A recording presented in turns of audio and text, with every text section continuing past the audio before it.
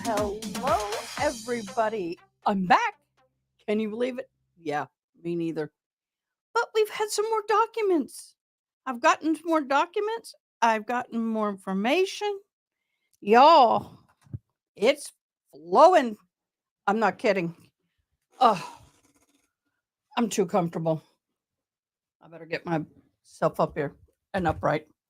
Um, or I won't make a welcome everybody. Um, Hello, Mary Kay. I'm Ada K, but I spell mine with Y. Well, that still ain't working, is it? All right, I won't do it. I have a footrest under my desk, and I got a very touchy camera bait. Oh, there we go. Now let me kind of refinagle the angle. There we go. I hope this finds you well. We have been on quite a bit today and yesterday, but the truth fairy or document fairy has been nice to me. So I have been receiving information. So I'm coming on to share it with you. Isn't that nice? And I've got a little glitch in my computer that I got to figure out. But anyway, something keeps popping up and I can't get it to quit. It's not a virus, don't worry. We have information on the Sandra Birchmore, and I don't know a whole lot about Sandra Birchmore's situation. So what we're going to do is we're going to dive in. We're going to pull up documents. We're going to kind of see what's been filed and kind of get a little bit of taste as to what's getting ready to happen. Because y'all, it's getting ready to heat up over there in big time. So let me add this to stage. Put me where I need to be. There we go. For those of you who don't know, Sandra Birchmore was a minor, from what I gather. Hi, love. Hi, Christy. From what I gather, Sandra, some people call her Sandy, Birchmore, at the time was a teenager, and she became with child. I got to be careful on how I say things here. For a while, with child by a PD person. And so that person is now it has been investigated and is brought up on charges because at some point while they were, after she found to herself with child at about 3 months gestation, she was murdered. So, yeah, not very nice thing, is it? So, we're going to be reading some documents today or tonight and kind of starting diving in. I've been meaning to do this. I did get some homework done, y'all. Yay! I got some. Still not a lot to do, but I can only do so much homework, y'all. And then my brain goes fried. So we're not going to be doing that much homework tonight. I'll do some more later. And now I start yawning. I didn't notify anybody I was going on live. Maybe I should. Maybe I should notify my team that I'm going live because they may want to know.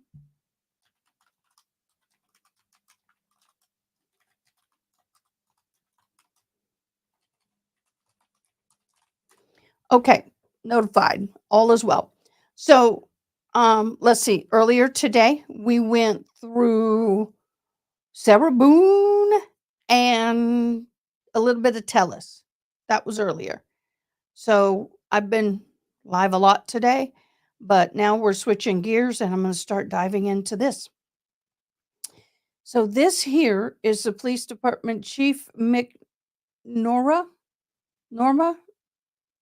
No, Mora? Chief Norma? Pursuant, oh God, this is hard to read. I hate it when they do this, y'all.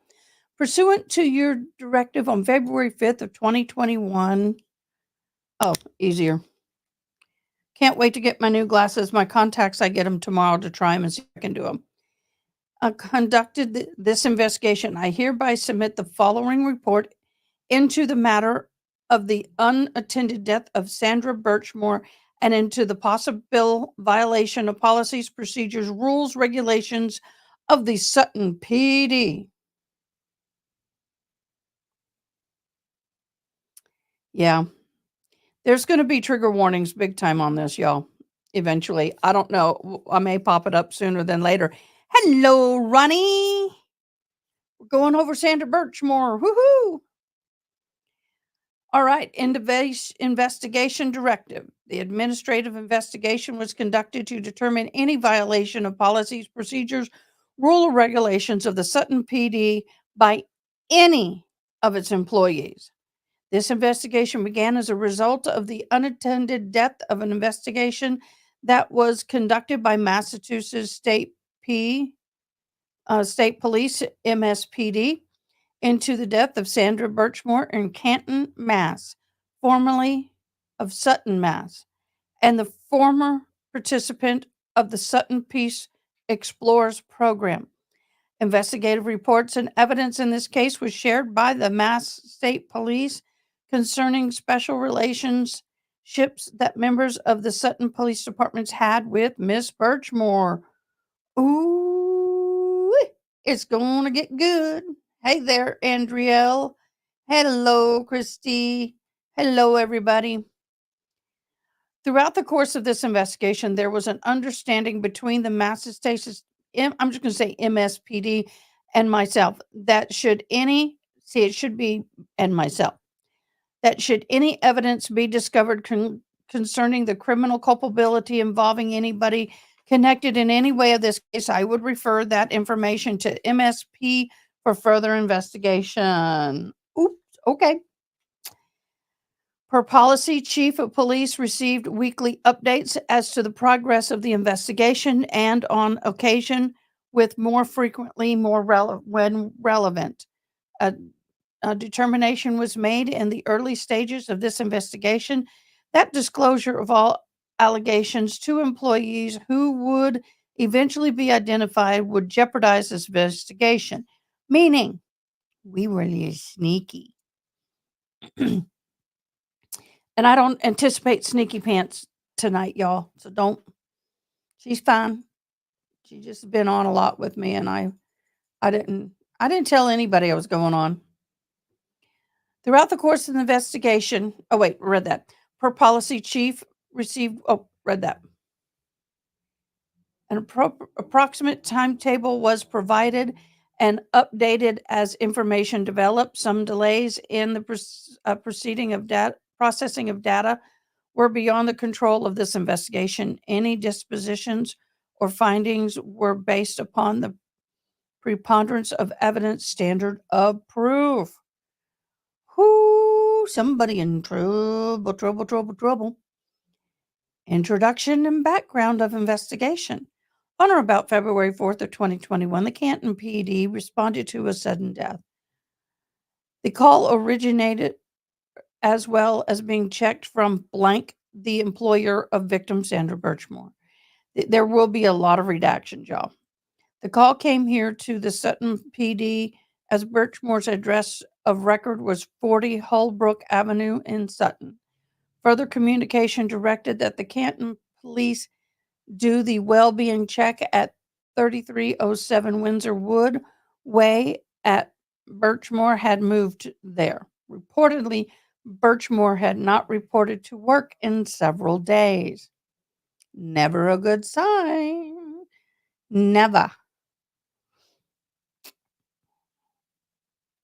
The victim, Miss Birchmore, was pronounced deceased at the same scene by Canton paramedic. She died from redacted. On or about February 5th of 22, you were contacted by detectives from the Mass State PD unit that is assigned to Norfolk County District Attorney's Office. The nature of the call was to notify you that a formal member of the Sutton Police Explorers program, a program now terminated as of 16, of this department had blank. The trooper, I'm going to say, passed on.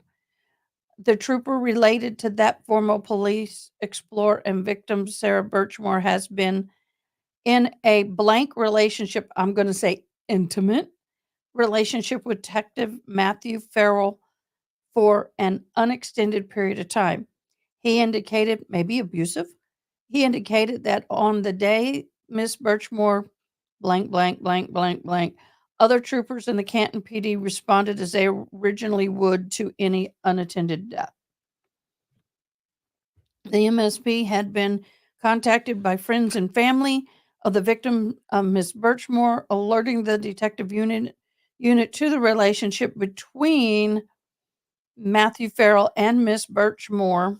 My computer, I got to clear it.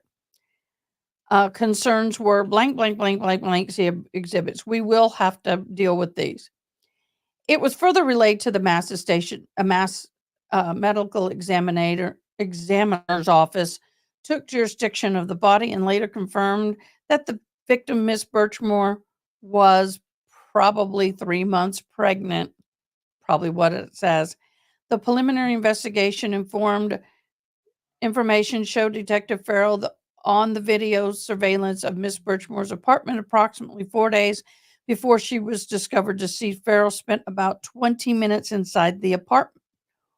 Ooh, snap. Uh-oh. That ain't be good. That is going to be hard to deny.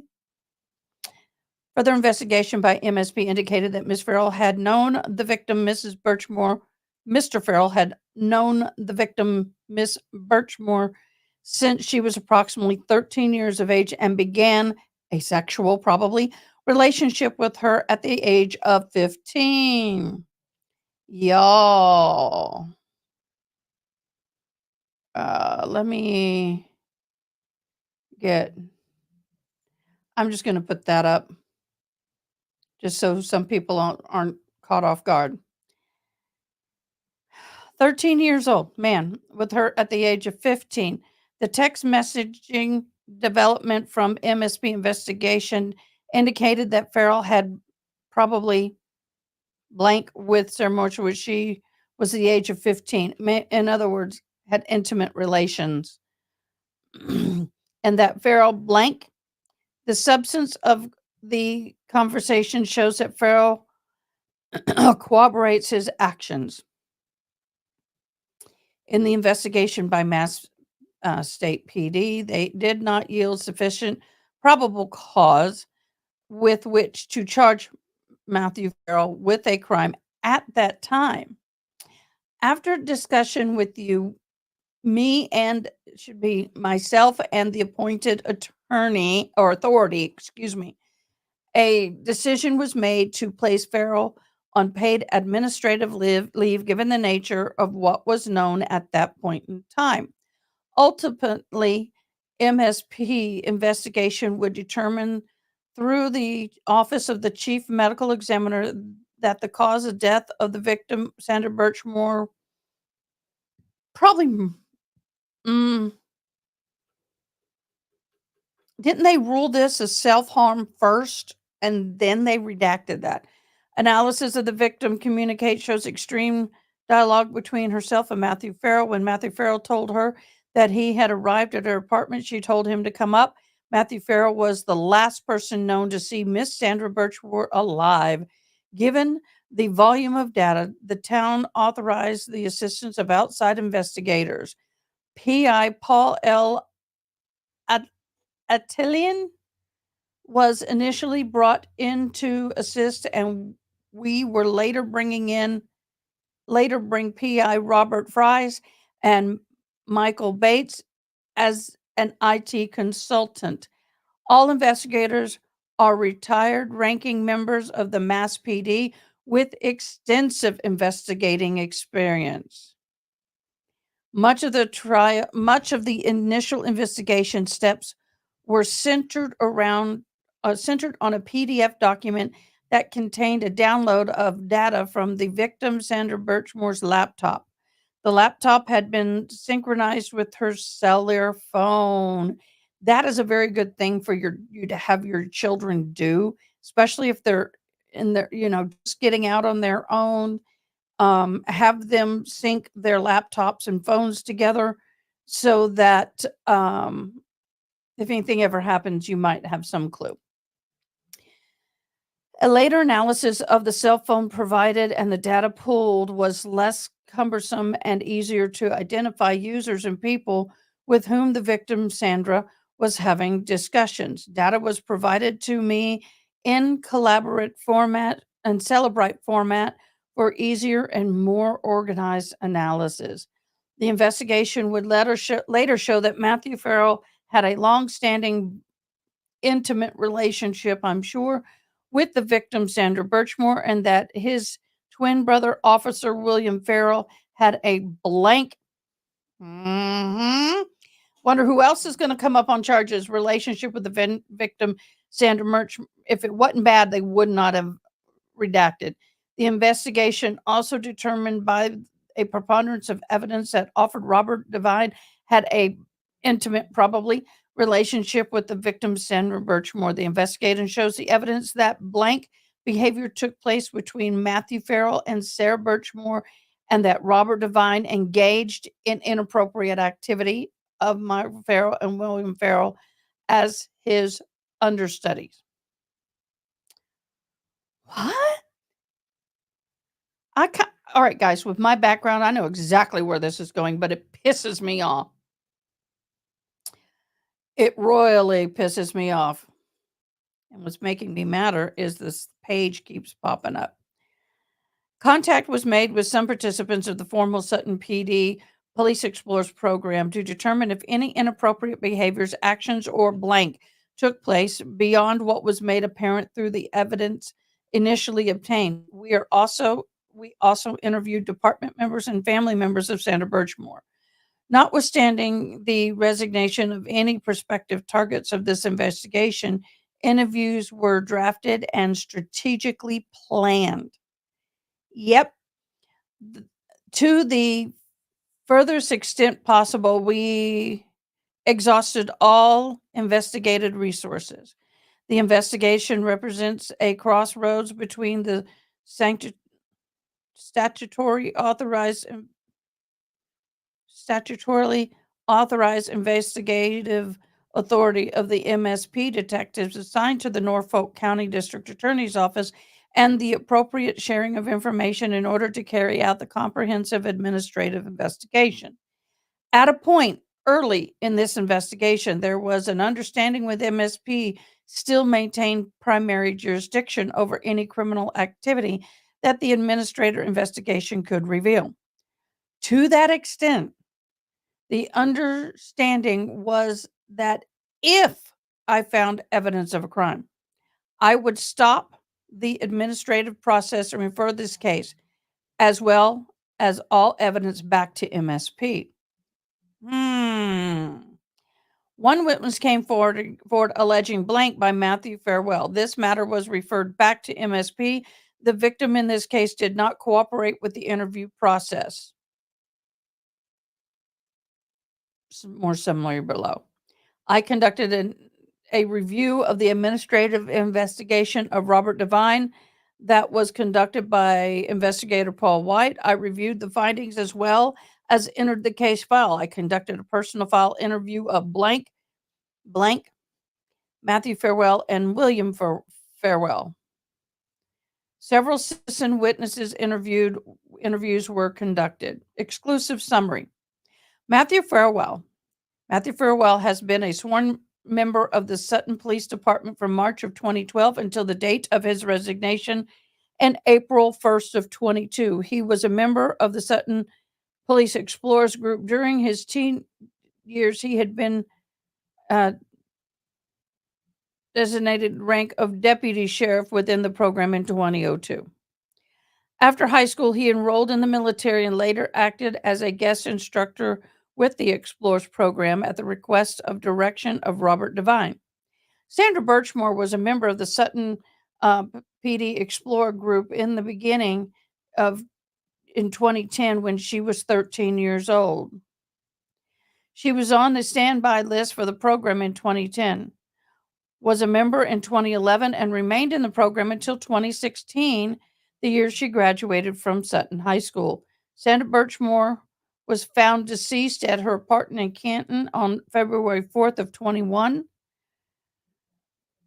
after a well-being check when she did not respond to work. Norfolk County District Attorney Office conducted the investigation, and it was determined the matter of death was blank. Sorry, guys. February 6th of 21, Matthew Farrell was interviewed by Madison State PD at the part of the Sandra Birchmore death investigation. During the interview, Matthew Farrell stated that he knew Sandra for about 10 years, and they met when she was in the Explorer program at Sutton PD. He knew she had previously blank, blank, blank, blank, blank. Matthew Farrell stated to the state PD that he began intimate relationship with Sandra Birchmore in early 20s. He admitted they probably had intimate relations. In December 20, told him that she was probably at that point with child. He stated that the last time he saw her was evening of February 1st of 21 when he went to her apartment to end their relationship. Oh, so you knock her up and then you end the relationship. They had a nasty argument and he left there at approximately 9:30. During the state police investigation into Birchmore's death, there was an analysis of her devices, cell phone and laptop, etc., and social media platforms. This part of the investigation revealed that Matthew Farwell, Farwell was in contact with Birchmore by text messaging back and forth at least 2020. During many of their text communication, the topic of disclosures were inappropriate material. There had been hundreds of texts between Matthew Farwell and Sandra Birchmore that had been reviewed as a part of this investigation. Of note, there was a text message exchange between Farwell and Birchmore in February 11 of 20. Specifically, the context of one text message, draft interviewed Exhibit B, marked Farwell text 7, refers to the date of blank. In Farwell text number 6 indicated that Matthew Farwell blank in the narrative. Matthew Farwell acknowledged that blank, probably the child, was his. I'm guessing. Hello. Is up? Is that how you say it? I'm really bad at names. Forgive me, but welcome, welcome. Appreciate you hopping in. I'm sorry I'm not looking directly at comments. I'm reading. In another text date, February 11, Birchmore says blank. Matthew Farwell replying blank. This text message is marked blah, blah, blah, blah. Farewell. And then to me, this text is marked on the same date that Sandra Birchmore text. Okay. Yeah, we need to get the unredacted eventually. I guess we'll hear it in court. Another text message between Farwell, and Sandra Birchmore says blank, to which Farwell replied, "Me too." And the text message was June 19th of 20, was marked number 3 for Mr. Farwell, number 3. The investigation had determined that Birchmore's date of birth was May 13th of 97 and that she was 15 years old on April 10th of 2013 and with child.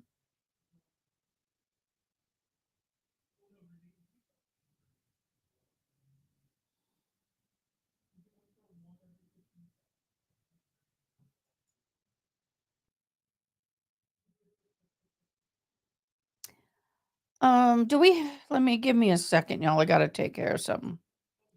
Gots to take care of something. I forgot to do this. It is my fault.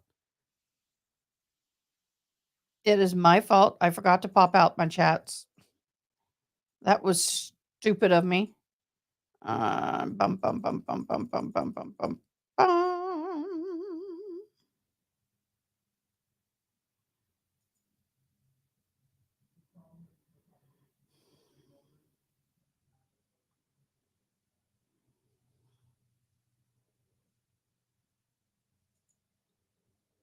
Okay. So she was 15 years old on April 10th. The full context of her messages, Exhibit 2 text messages 1 through 7, 14, and 15. Matthew Farwell resigned from his position from the Sutton PD on March 11th of 22. Ronnie, it looks like you are the only mod on right now. If you will please monitor, I appreciate you so very much. Um, so in April of 21st of 22, he was sitting for an interview, and he resisted sitting for an interview in this investigation, has determined that Matthew Farwell violated Sutton PD's rules and regulations as listed below. Okay, I hate to do this, but I'm going to have to delete something or turn something off, and I don't want to, but I will. It is driving me crazy, crazy, crazy for feeling so lonely. I'm uninstalling a program that won't leave me alone. I have a program that's popping up like crazy and it won't leave me alone, so I'm uninstalling it for the moment. Oh, you're welcome, future. You're welcome. Findings regarding the allegations that Officer Matthew Farwell demonstrated conduct on becoming an officer in violation of Section 1, the Sutton Police Department rules and regulations. This allegation is sustained. Analysis: Michael Farwell demonstrated immoral, improper, disorderly, or intemperate personal conduct that reflects discredits upon the officer himself, upon his fellow officers, or upon the Sutton Police Department. This investigation has revealed that Matthew Farwell had an intimate relationship with Sandra Birchmore when she was 15 years of age.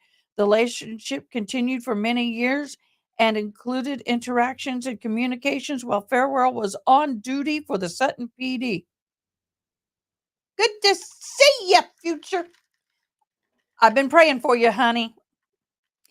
Regarding the allegations of Officer Matthew Farwell violation, Section 1 of the Sutton Police Department Rules and Regulation Conference to Laws, the allegation is not sustained. There is insufficient evidence to prove or disprove the allegation.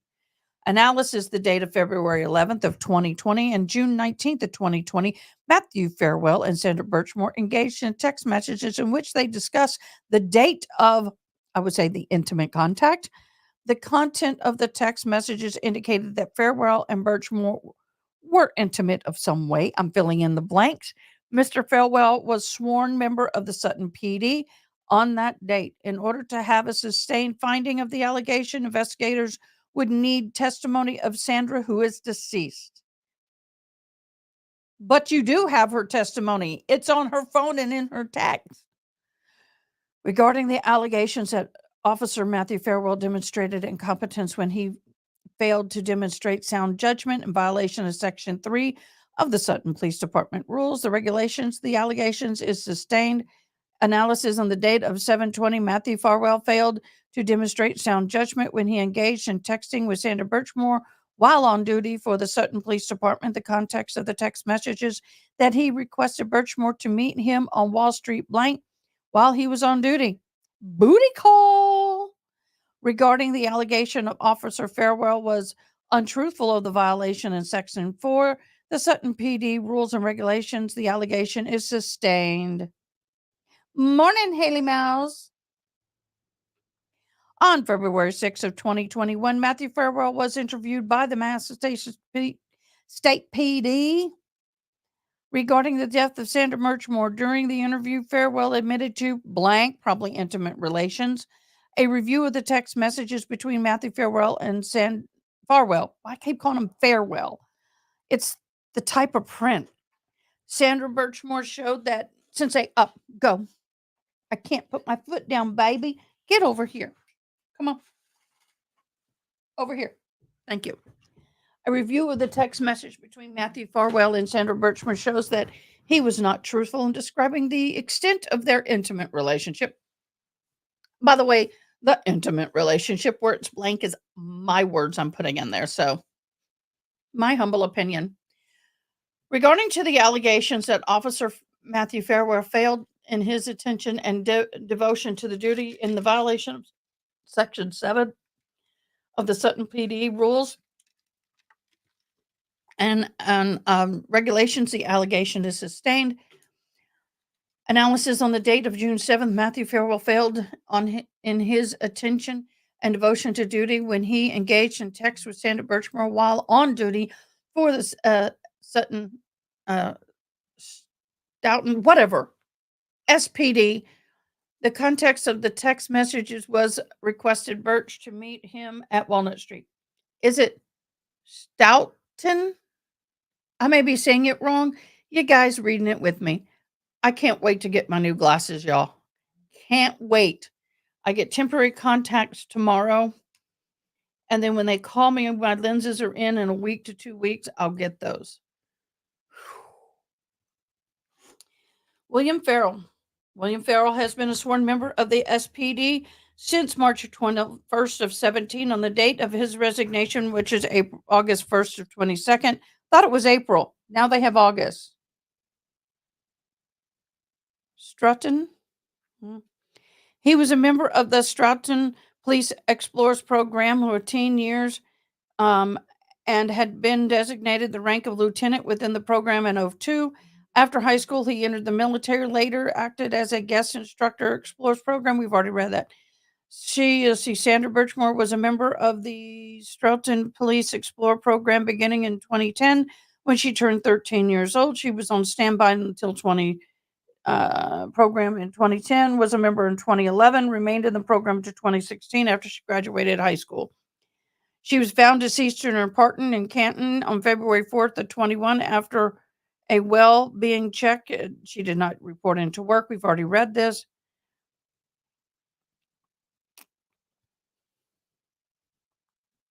Okay, this is some of the repeat. Okay, this is new. In 2018, he was assigned to a paid detail. Sandra approached him and they began to talk about her interest in joining the military.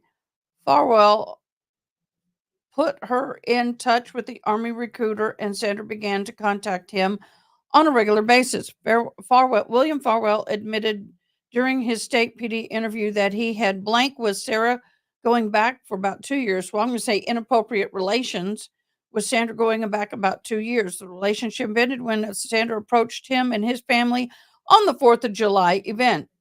After she approached his family, Farwell, blocked her on social media and they stayed in touch off and on. The last time, blah, blah, blah, blah, fill it in. S. Stoughton? Is it Stoughton? I'm just going to call it SPD. Better than STD, but I'll call it an SPD. I'm sorry. I'm getting slap happy. I'm tired. During the state investigation into Birchmore's death, there was an analysis for her devices, cell phone, blah, blah, blah, blah, and social media forums. This part of the investigation revealed that William Farwell was in contact with Birchmore in text messages back in April of 20. They really redact a lot. Some of the contents of the communication with Farwell encouraged Sandra Birchmore to blank, probably a lot of inappropriate behavior. There was information in some text that Farwell was either working a shift or paid detail while he was exchanging intimate text messages with Birchmore. The date and times of these text messages were compared to the attendance and paid detail records and revealed the following. Yeah. William Farwell was assigned to the midnight to 12 to 8 patrol shift and exchanged text message with Senator Birchmore, which probably had inappropriate content. The text message was 6:47 p.m. and a.m. And continued till 8 a.m. at the end of his shift. Whoa, that was a long one, man. I'm so happy to see your numbers going up. Well, thank you, Buckwheat. I have watched your channel grow and found you to recover. Congratulations on your numbers consistently rising. High five. High five from Canada. Thank you so much. I greatly appreciate you. Every day we get new people finding us, and I'm so grateful for it.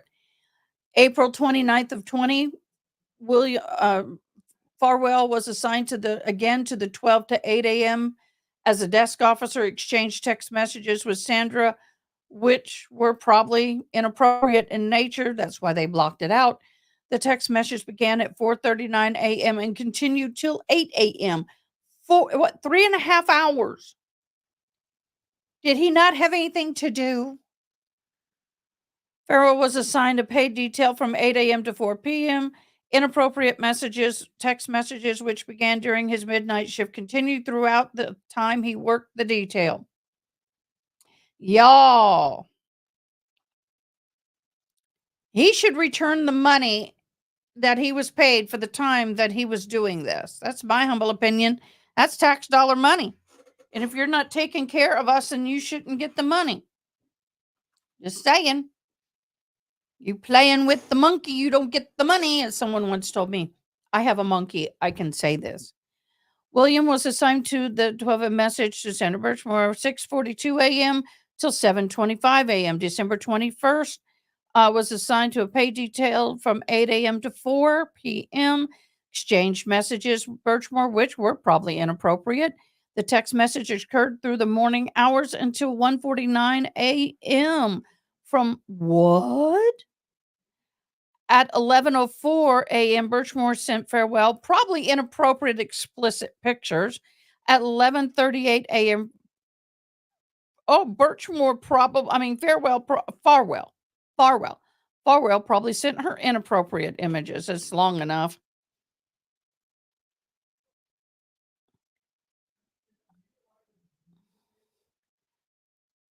Channels are like it is are nice.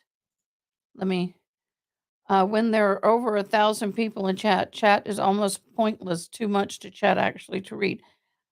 Well, I try very hard, but when I'm doing all this reading, I have to stay focused, but we're good. Thank you for the compliment.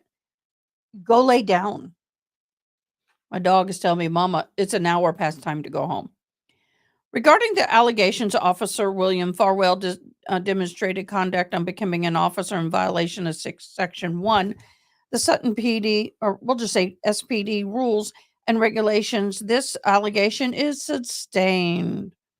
On the date of April 19th of 20, twice in 29/20, work shift later and paid detail May 6th of 20, December 21st of 20, Farwell demonstrated immoral, improper, disorderly, inappropriate personal conduct that reflects discredit upon the officer himself, upon the fellow officers, upon SPD. The above dates, William Farrell, while on duty, exchanged explicit material and text between him and Sandra Birchmore. I'm reading between the lines, but I'm sure I'm right. Evening, Jedi. Hello. You're awesome. Well, I had no idea that this was this bad. I I I thought maybe, I didn't know it was a long-term thing. So this is and she was 13 when it started, just blows my mind. Analysis regarding the allegation of Officer William Farwell violation section 1 of the SPD rules and regulations conformance to the law. The allegations is sustained. I know. On the date of April 19th and 29 and August 1st and August 19, September 15, September 17, September 26, October 19th, November 18th, and December 21 of 20, Farwell cohort Sandra Birchmore via text message, probably to do inexplicit videos or images. On the dates of April 29th, August 1st, August 16th, August 19th, September 15th, 17th, 26th, October 19th, November 18th, December 1st, Farwell. Geez, I can't get that Farewell out of there. Farwell coerced Sandra Birchmore via text message to fill in the blank. It's awful. More attention it gets, the better, because in the powers. Yep. Regarding the allegations that the officer Farwell demonstrated incompetence when he failed to demonstrate sound judgment, violation of Section 3, the SPD rules, regulations, allegations sustained. Analysis dates of April 19th, 29, May 6th, December 21st, Farwell failed to demonstrate sound judgment when he engaged texting Sandra Birchmore while on duty at the SPD. The context of the message blank. I know. I'm surprised too that this is not made fully public, but it's pretty explicit. Regarding to the allegations of Farwell was untruthful in the violation of Section 4, this allegation is sustained on February 11th. Farwell interviewed by the MSP regarding the death of Birchmore. During the interview, Farwell admitted to inappropriate misconduct with a minor. A review of the text between Farwell and Birchmore shows he was not truthful in describing probably the extent of the intimate relationship. He stated during the interview that he last saw her Birchmore during December of 20. Text message engaged indicate that the parking lot of her apartment building after midnight on January 10th of 21. Ew! What a wonderful way to treat a girl. Yeah.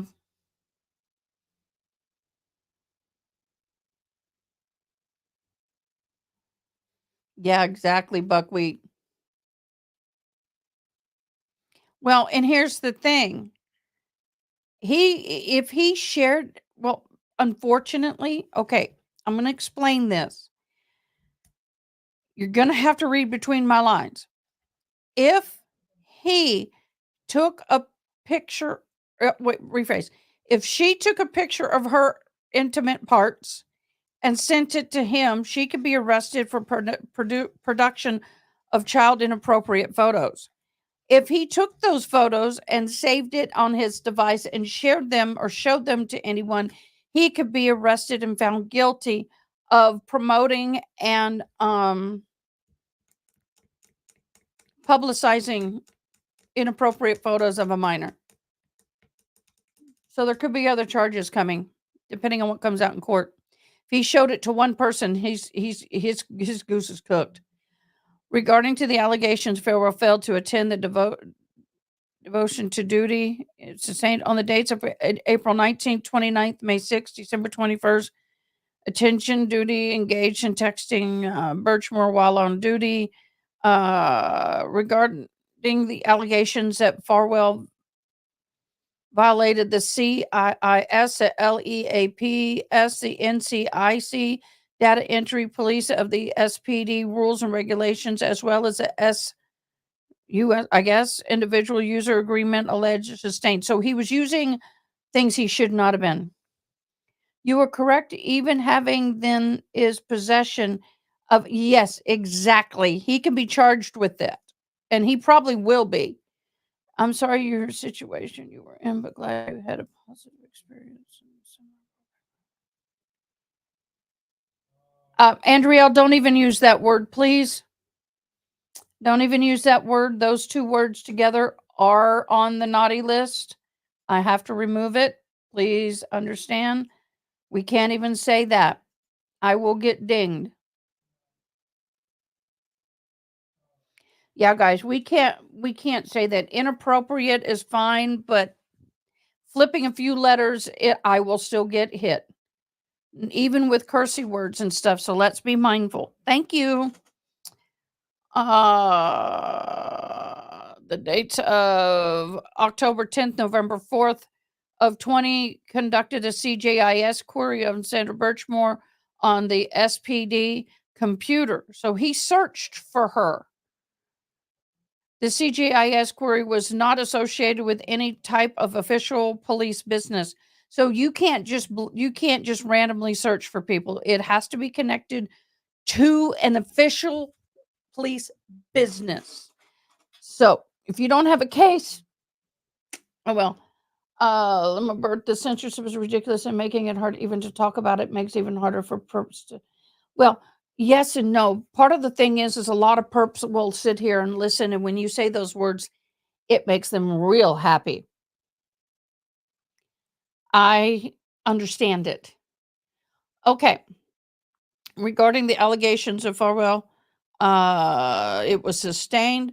Farwell conducted a CJI's query on himself on 24 occasions using the SPD computer.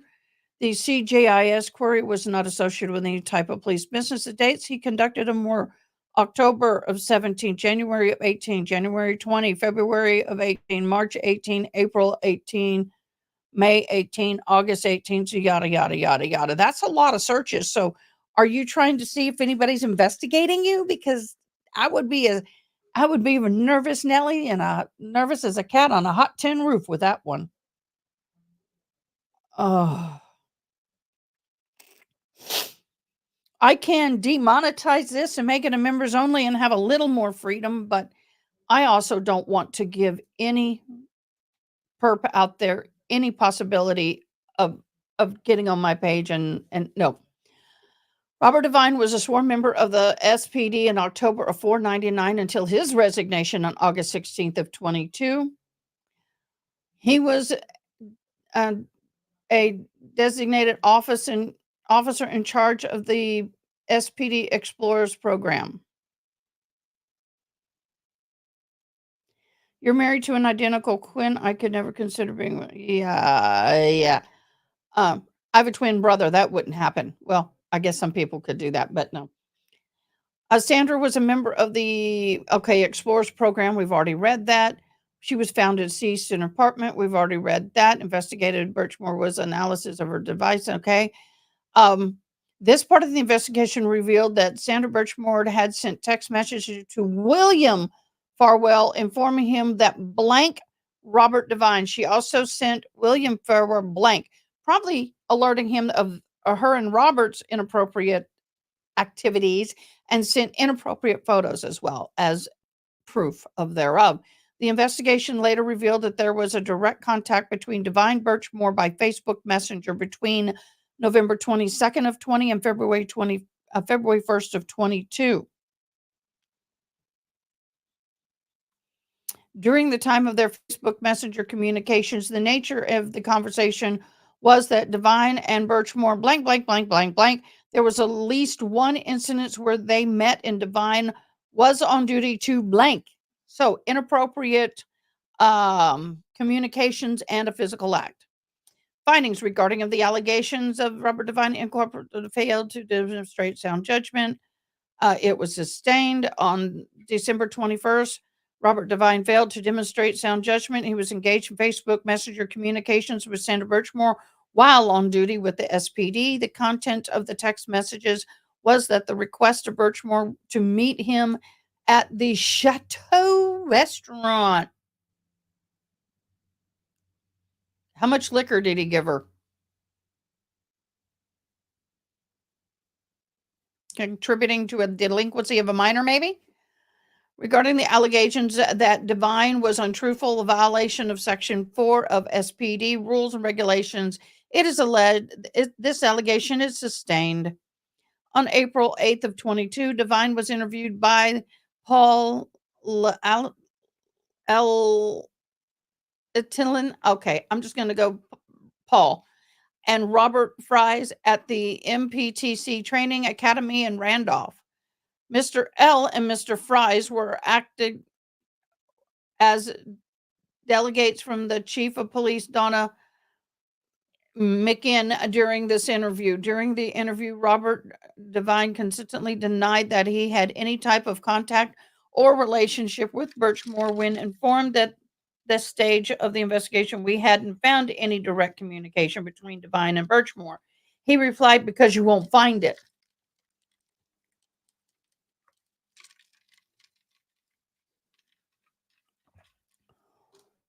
Wow.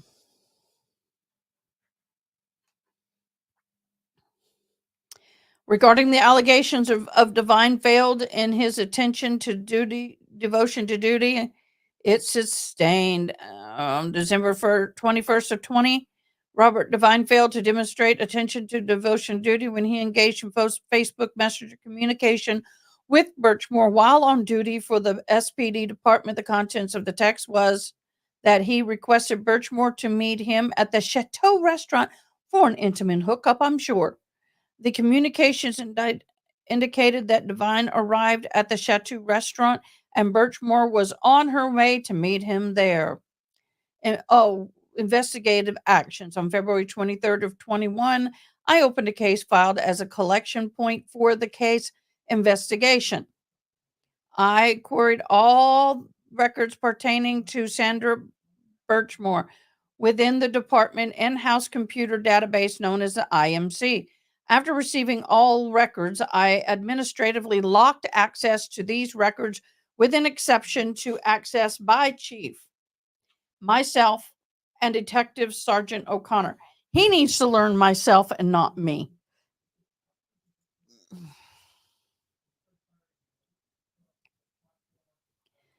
Oh, yep.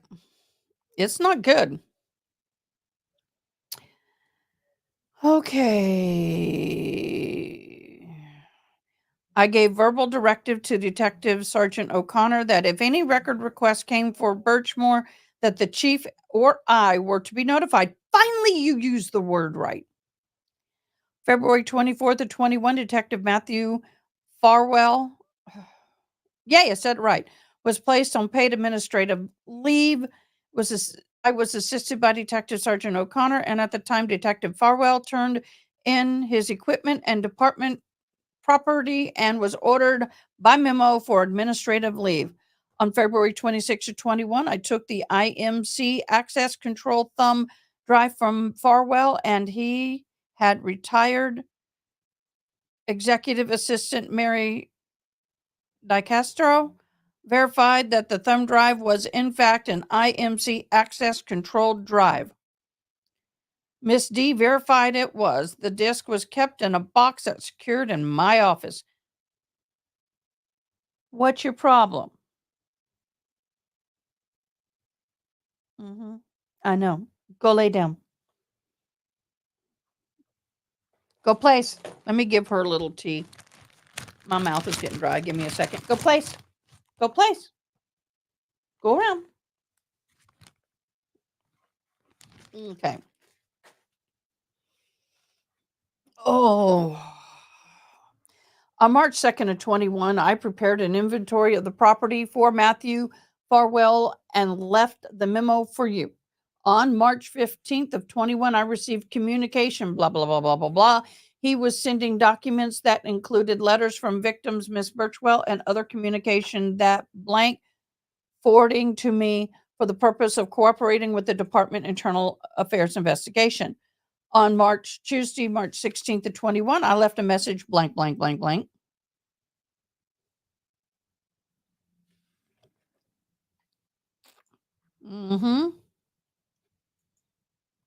Yep. I spoke to blank on Wednesday, March 17. As an introduction, I discussed with blank for blank understanding how internal affairs process operates. Yes, there is. Blank told me that blank had shared 4 full file boxes of documents that were of Miss Birchmore's property recovered from her apartment. Okay, they're hiding this person. Okay, they're protecting the person. Person A turned these boxes over to MSP Lieutenant Fanning, later shared with me that some personal notes that he took from the boxes that he thought may be relevant to the case. I reviewed documents which were mainly handwritten notes to people with whom she had personal relationships. Is this baby his? I wonder if they ran a DNA test. On Monday, April 26, 21, I just delivered Detective Farwell's department issued cell phone to Trooper Kevin Tuffet of Norfolk County District Attorney's Office to be delivered to the investigation Trooper Sergeant Fanning. This is shared in cooperation with the unattended death investigation. On Friday, January 30, 21, you and I met with District Attorney, the First Assistant DA Fanning, Lieutenant Matilano, and Trooper Matthew Doon of the MSP. I hope there's no more victims. On Friday, September 3 of 21, we are having previously received authorization from the town manager. I met with Captain retired Paul L. and Mr. L. I is retired captain of the MSP and now works for independent private investigation and as investigator and consultant. I provided a brief overview of Birchmore Farwell matter. He signed a non disclosure agreement at my request, and I provided him with copies of several documents. The report of the MSP were provided along with several pages of notes and journals that were kept by Birchmore. On Thursday, September 30th of 21, I met Sergeant Fanning at the MSP ISU. I was given a thumb drive that contained evidence from the unattended death investigation of the victim, Sandra Birchmore. The file label evidence contained probably explicit material from another file that was a PDF that was titled Blacklight Case Birchmore. There's our case, Blacklight Case Birchmore. I always like to get a fun thing, and that's what they're calling it. Ooh, interesting. We may use it. I don't know.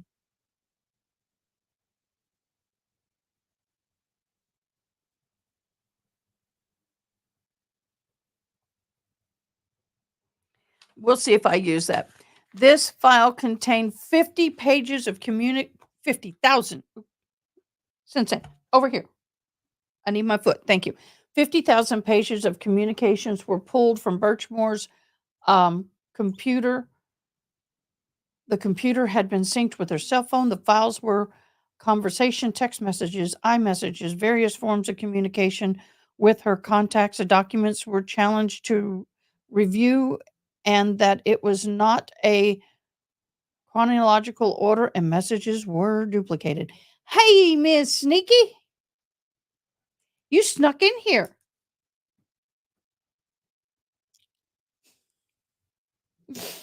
On Thursday, September 30th, 21, I conducted a preliminary review of the thumb drive, and I observed many conversations of explicit material, I'm sure, and I notified Chief uh, Mick Namra.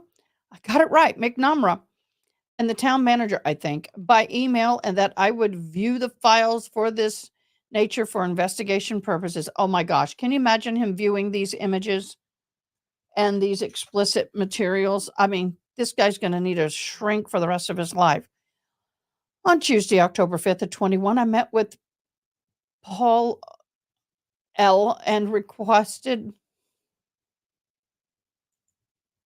that I sign a document for his investigative services. The document stated that he was receiving a flash drive, probably with explicit material, and the purpose of this viewing it would be for investigative purposes. They have to sign and they have to swear, they have to be careful. And that's why they keep saying for investigative purposes, because the person is underage and is an explicit material. The letter also indicated that the files would not be copied, that they would be returned to me upon completion of his investigation. I signed the document and took a copy for the case file. So if any of those images end up anywhere, this guy's the one who will go to jail for it. On Wednesday, October 6th of 21, I met Sergeant Fanning at the office of the district attorneys, and I received from him Sandra Birchmore's MacBook Air. The laptop was placed into my case file for later review. Thursday, November 4th of 21, I met with Paul L., and we conducted a strategic review of the thumb drive that contained the file name Blacklight Report 2021 09-29 22 29 52. Exhibit 4 in this file received from the MSP ISU and was downloaded file from the laptop of Sandra Birchmore. The computer had been reportedly synchronized with her cell phone. During the review, we observed and discussed conversations between Mr. Farwell, William Farwell, blank, and recruiter from the MA Army National Guard, who was believed to be Birchmore's recruiting officer.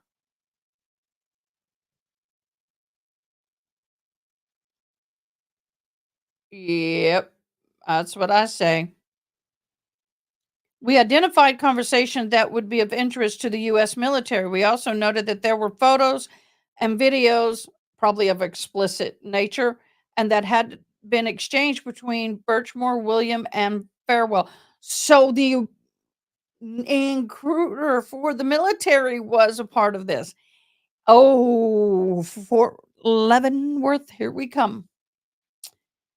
On Tuesday, November 9th of 21, I reviewed all available files that had been kept archived in the department dead records storage. The files were in a WB Mason box labeled Explorers and had been placed there by me after I moved into my office in 2017. Previous to this, the files have been kept in the office I currently occupy. Former Deputy Chief, now Officer Robert Devine. Devine had been in charge of the SP Explore program in 2002 until approximately 2014.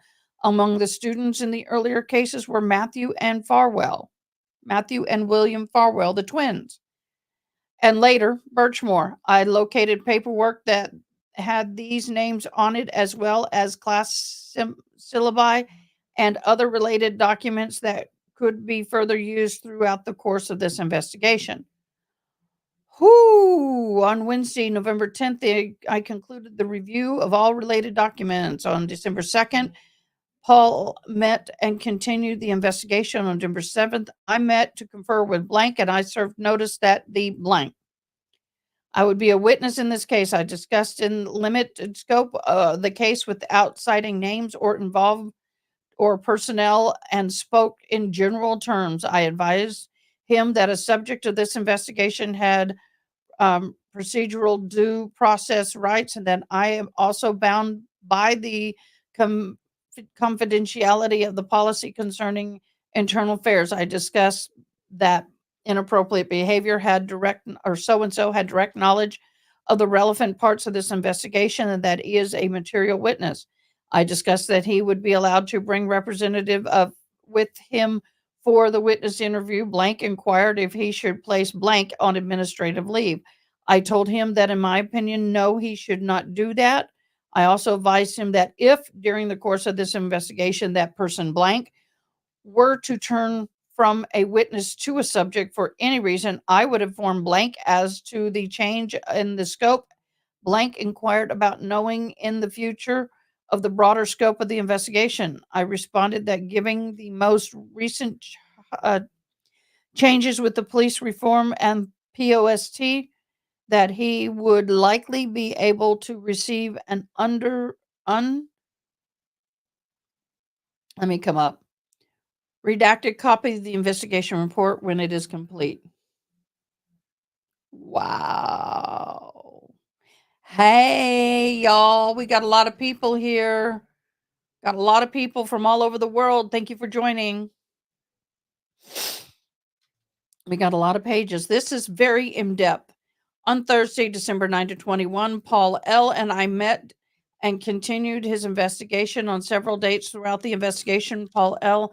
and I had an ongoing discussion by cell phone and in person pertaining to the documents released to this case. Related to the case. Collectively, we performed word searches for the PDF, and I had received received from the MSP, specifically the Black Light Report of communications that the victim, Sandra Birchmore, had with her contacts dating back to 2019.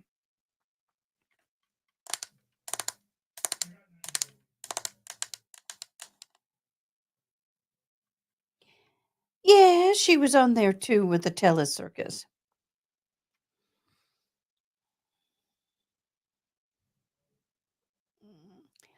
On or about the dates of December 15, 16, 17, and 22, I met or conversed with Lieutenant Fanning.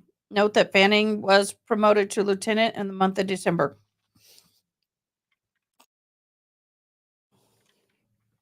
On December 16th of 21, while working with Paul L., we conversed with Lieutenant Fanning in my office. I returned the MacBook Pro back to Lieutenant Fanning's custody. On Tuesday, December 24th, I met with so-and-so for an interview. See persons interviewed summary below. Paul L. and I met with so-and-so at the MPTC Randolph headquarters building.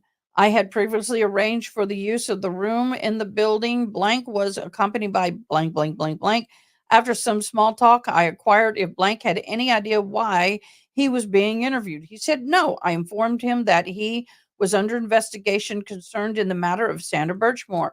After some discussion, I offered to allow Blank to stop the interview if he felt he needed to consider the repercussions of what he had.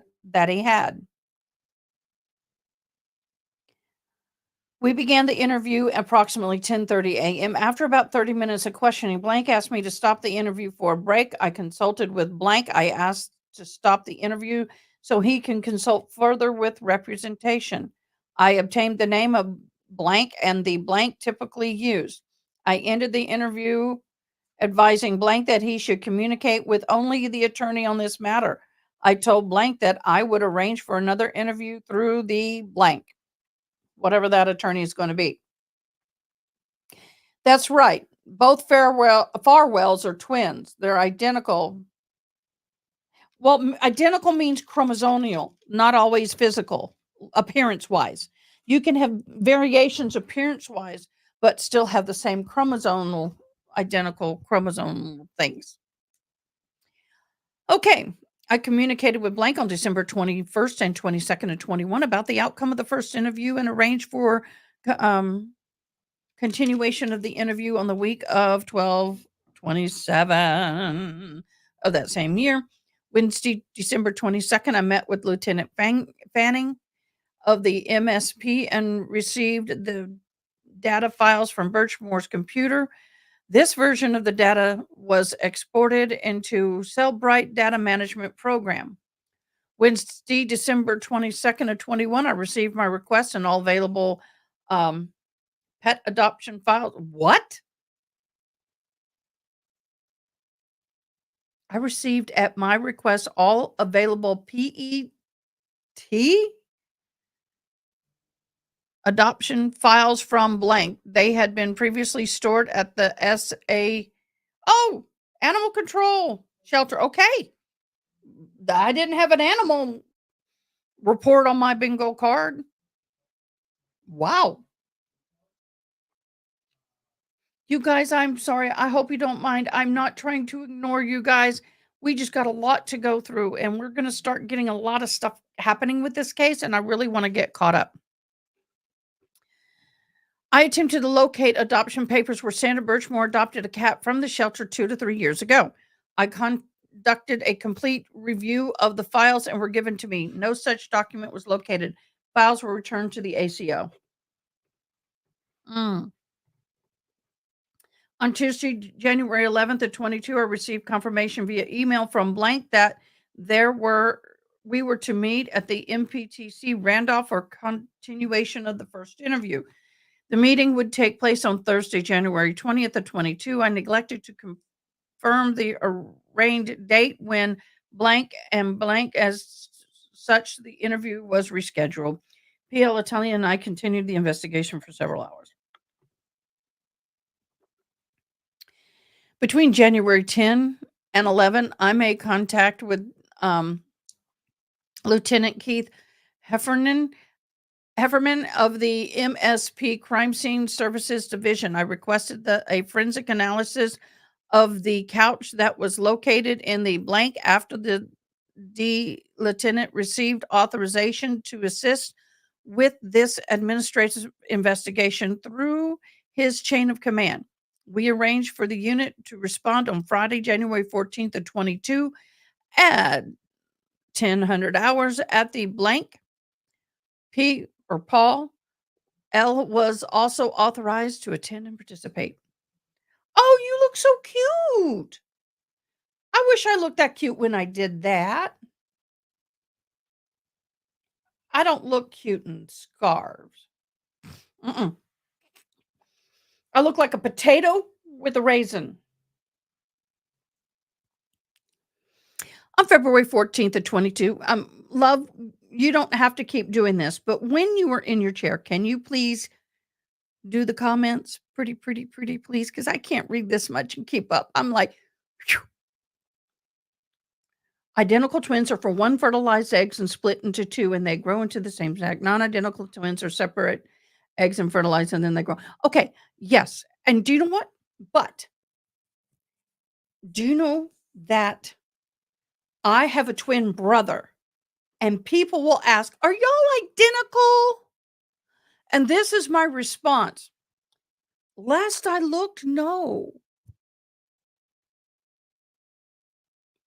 I have these. He don't. We can't be identical, people.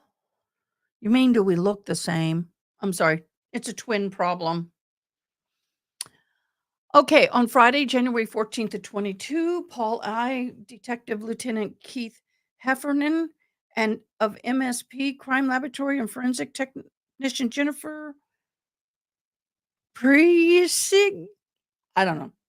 Blank, blank, blank, blank, blank. Wednesday, January 9th at 22, investigator Paul L. and I met with blank at the Abington Town Hall in previously reserved conference room. Present with him was his legal attorney, blank, blank, blank. See persons interviewed and summons below. Yeah, I know, future.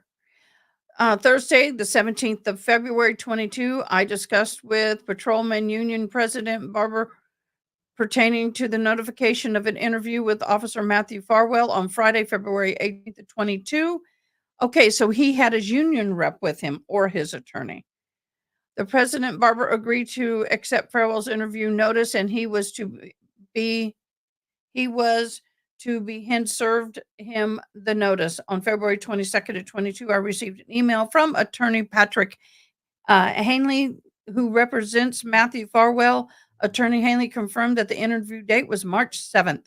Between the dates of February 22nd and March 11th, through a series of phone calls, emails between Attorney Hanley, myself, and at some point through the town council, Mr. Farwell resigned from his employment with the town effective of April 1st of 22. A previous communication from his attorney indicated that Matthew Farwell would not be participating in an interview in this matter.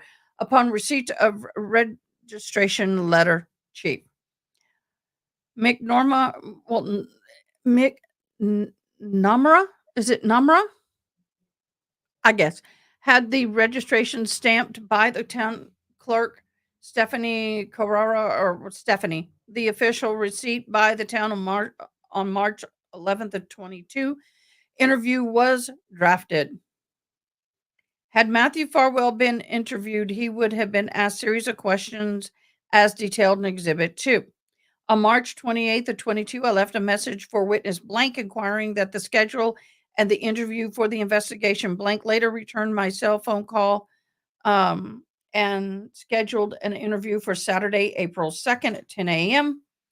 On March 28th of 22, after the previous discussion between myself and PI L and Chief McNinn, it was decided that I would not participate in the interview or notice of the interview with Officer Devine. PIL, Private Investigator L, brought the assistance of PI Fries, now retired, to assist in the interview of Devine. On March 12th of 21, Officer William Farwell was served notice that he was under investigation.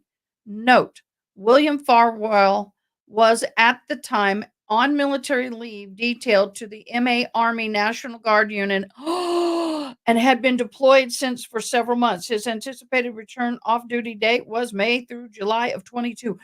Ooh, this gets really bad for him. Military, a 13 to 15-year-old.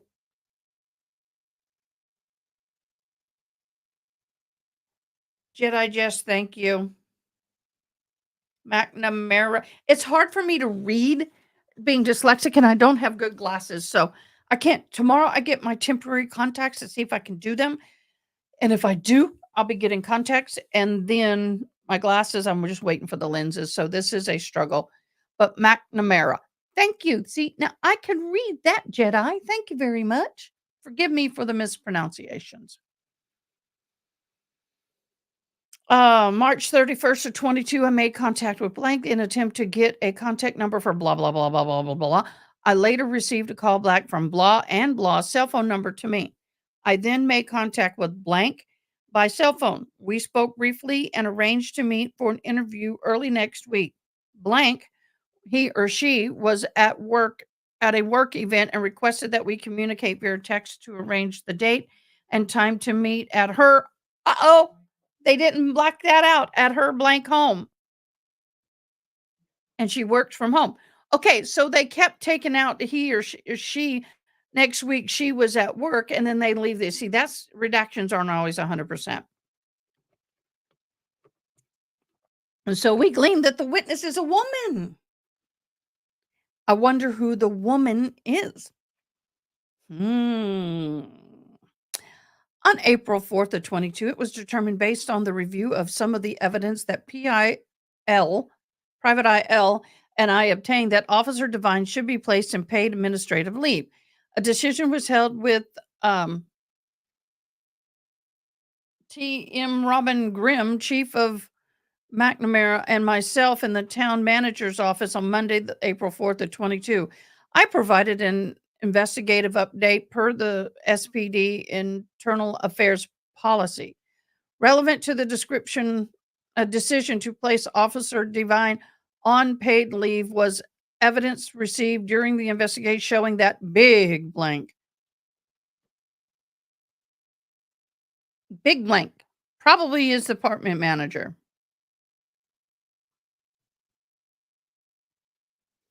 I don't see FKRs. Was talking about Sandra. I'm very sorry. FKRs? I'm sorry. It was decided that on the basis of the information available that the interest of the department and the town would be best protected by placing the officer on paid administrative leave. Officer Devine was served a notice of this at 15:45 hours and served a notice of investigation interview that would be conducted by Private IL. Is it Italian? Oh. Further discussion was held about the role of Officer William Farwell. I reported that it was believed that the evidence showed that Officer William Farwell had frequent contact, blank, blank, blank, fill in the blanks. We know what the blanks are. A determination was made to place Farwell on paid administrative leave. Chief McNamara called Farwell by phone on April 12th, and he was later reported to the station. Assisted in the discussion and received his department equipment. Farwell was present at the union president with the union president Barber. On Wednesday, April 6th, on 22, I interviewed blank at her home in blank. Tuesday, April 7th, I received a text message from blank. The text was screenshot comment sections of Facebook posts commenting on the recent Boston Globe article on the resignation of Matthew Farrell and blank of Sarah Birchmore. The post was by a person using a screen name of blank. The post alleged Birchmore's friends have been contacted by members of the SPD after her death and that the friends were threatened and called liars. Subsequent to this, I had a discussion with MSL Lieutenant Fanning. We spoke about the possible implication that the MGL Chapter 268 S13 be known as the Witness Intimidation Statute.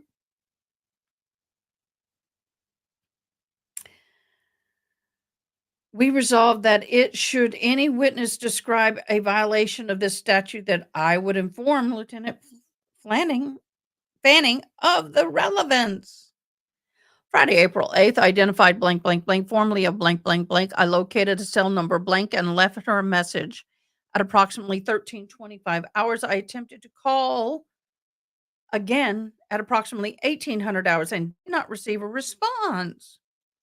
To date, I have not located a cell phone number for blank, and it will continue to attempt to make contact with blank in reference to her Facebook post about threats by members of the SPD. This person was eventually located and briefed and interviewed by Private IL and C person interview. Friday, the 8th of 22nd, I left a message for blank to attempt to schedule an interview with him or her. I later heard back from him or her, and we scheduled the interview for 1100 hours Monday, the 11th of 22. I received a voicemail from him or her on Monday the 11th at 22 asking we reschedule. I returned his or her call. She or he mentioned retaining an attorney. I sent them an email confirming the substance of our conversation and asked that the attorney contact me. Okay, guys, I need to take a short mental break because this is a lot of information. Are you going to hop on in, love? You can if you wish. You don't have to.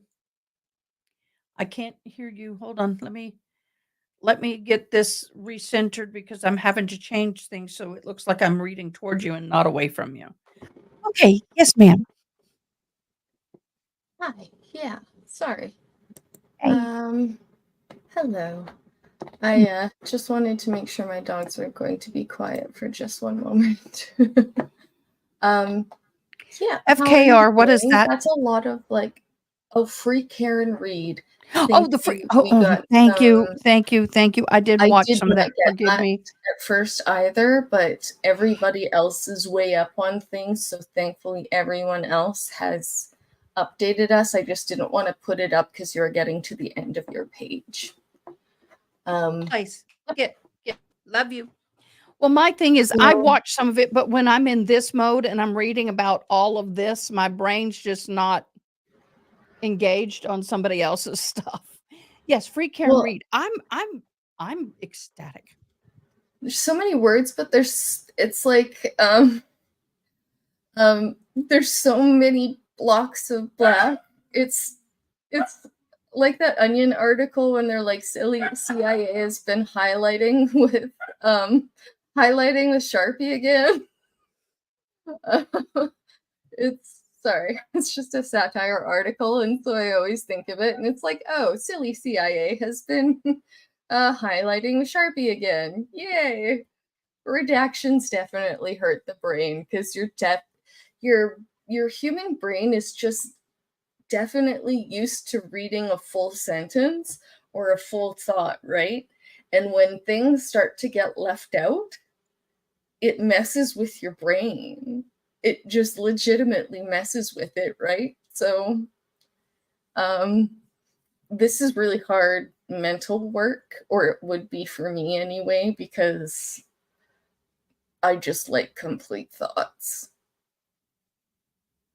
And that's just really difficult. I think I have a better copy to read from if this is the same report 25. Let me go to page 25 of this report because this one is pixelated.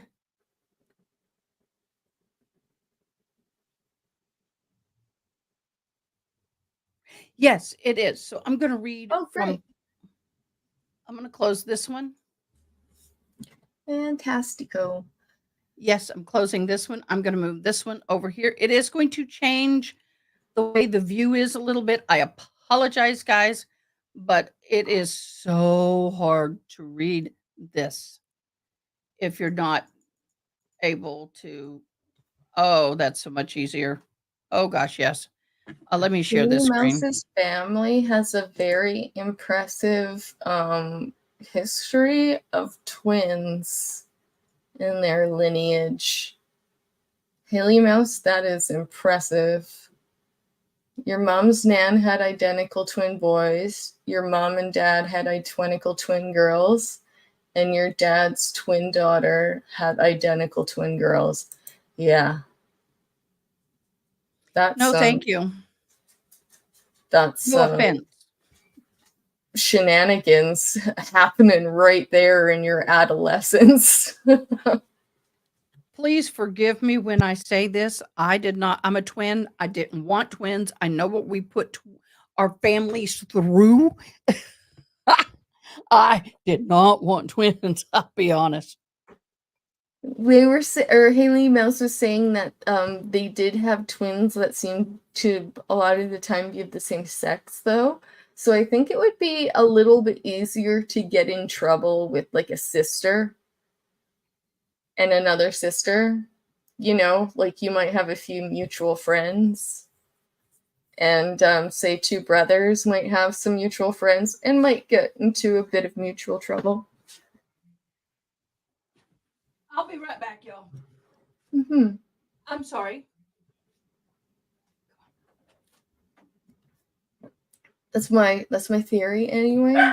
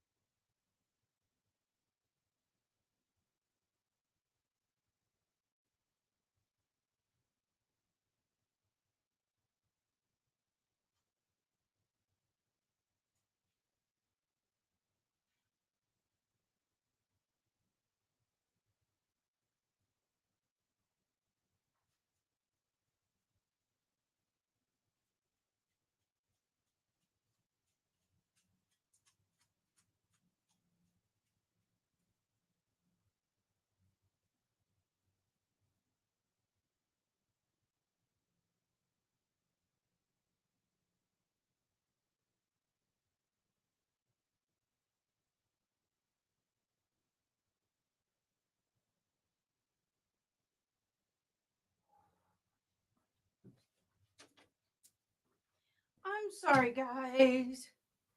I apologize. My bad. My bad. I had taken a sip, and this was a Starbucks caramel ribbon crunch. And one of those little crunchy things hit the back of my throat. I thought I was going to get sick. So, my apologies. Thanks for hanging in there. Y'all are awesome. Oh, oh. How did Mel get an unredacted one, Cindy? Where can we get unredacted? I need an unredacted one. Where did they get the unredacted one? Let me look at something real quick. Ah.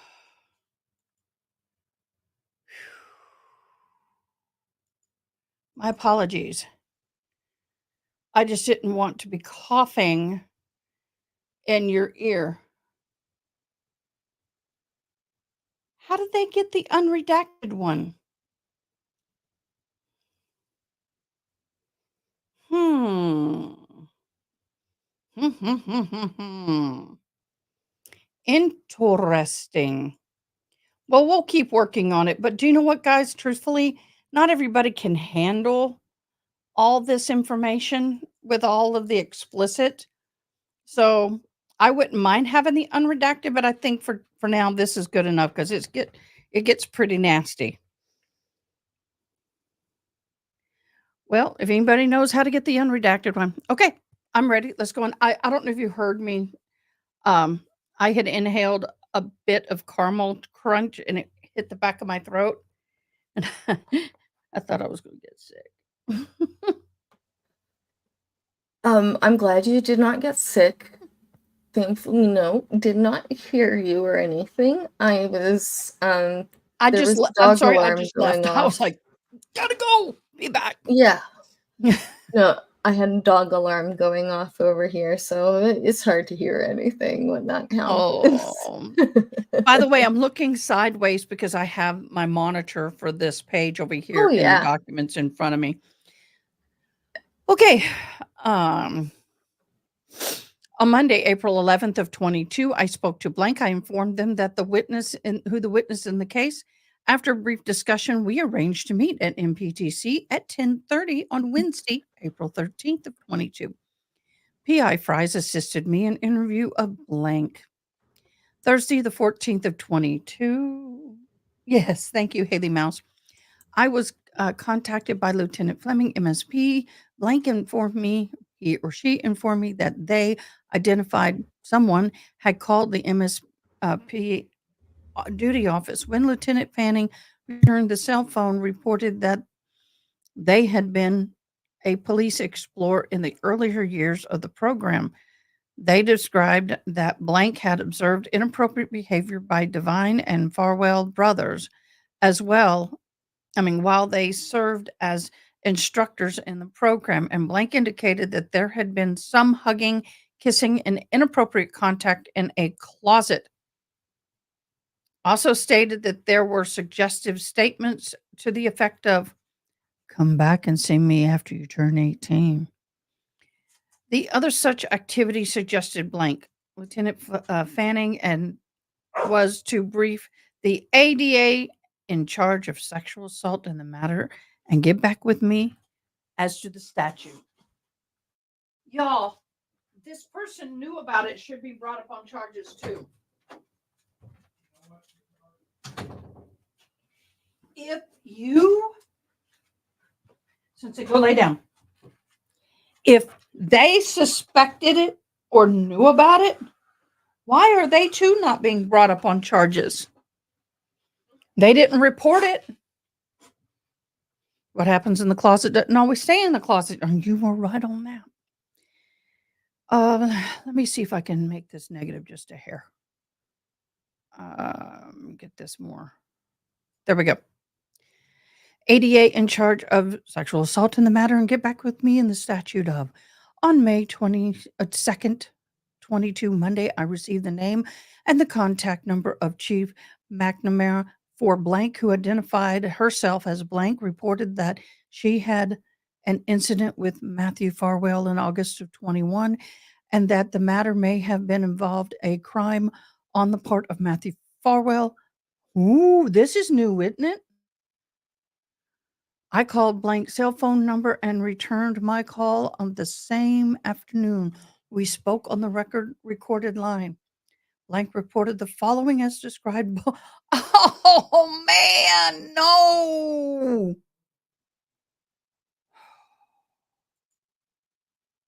No. That's a black No. void. No. Truth Fairy. There's an unredacted. We like to have it, please. Truth Fairy. I'm not sure if the Truth Fairy works like that. We can make like wishes. I'm maybe. asking. I'm not, but we'll hope, or we'll ask the Truth Fairy very nicely, and maybe she will gift us with sweet blessings. The Truth Fairy knows my heart and knows I'm just teasing. But Truth Fairy is amazing, wonderful, and the Truth Fairy has been very kind, and I am not in any way, shape, or form pushing the Truth Fairy. Oh yes, I just don't want us to think that we're strong arming the Truth Fairy. We're not. The Truth Fairy knows I'm teasing. Oh, by the way, I made the comment through the Truth Fairy. Hey, is there any way we can get the recorded phone calls for the Boone? Because you know how Wilson, they have the Wilson phone calls. Can we get Boone's phone calls? Truth Fairy said, let me see what we can do. Oh my God, those would be fascinating. Fabulous. Haley Mouse, it might help if you leave a note under your pillow. I'm not exactly sure, but it could never hurt. And it helps that you leave a little fairy after your comment there. So thank you. I like the ingenuity. Good evening, Toxic Good evening. Hey, Toxic. Thanks for joining us. Do you have this document? Unredacted? Listen, unredacted. Do you have this disgusting document unredacted? I'm on page 27. Sorry this to is ask. There's a huge void on page 27. It's 60 pages, and this is the document, my love.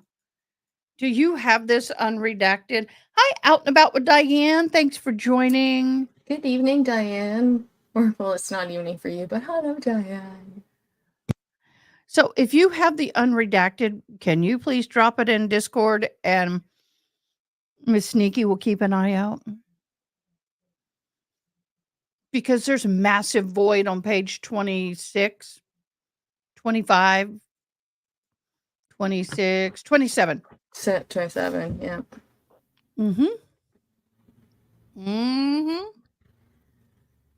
Mashiro, how you doing? I reached out to Lynn Fanning, and he was... that Mashiro, I'm very glad that Mashiro is on a on a stream with us because I don't catch him all the time. So Yeah. I'm hi, Miss surprised he Zira. hasn't asked me to put my cowboy hat on like he's done before. That might I happen. reached Huh?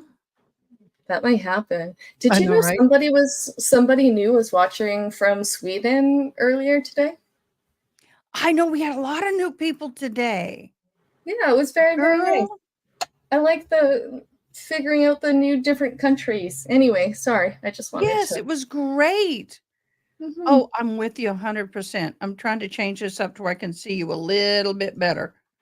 mhm, You've got comments. So we had a mhm. troll earlier, so I had to pop up some extra comments. So I'm just trying to Okay. rearrange my window. I've got 3 screens and I sometimes can arrange this so I can see a little better when I get rid of one thing. Okay. Mhm. So, loot. Ooh, I made that too small now. My bad, y'all. There we go. I'm going to come back a little. I reached Lieutenant Fanning and he would be brief.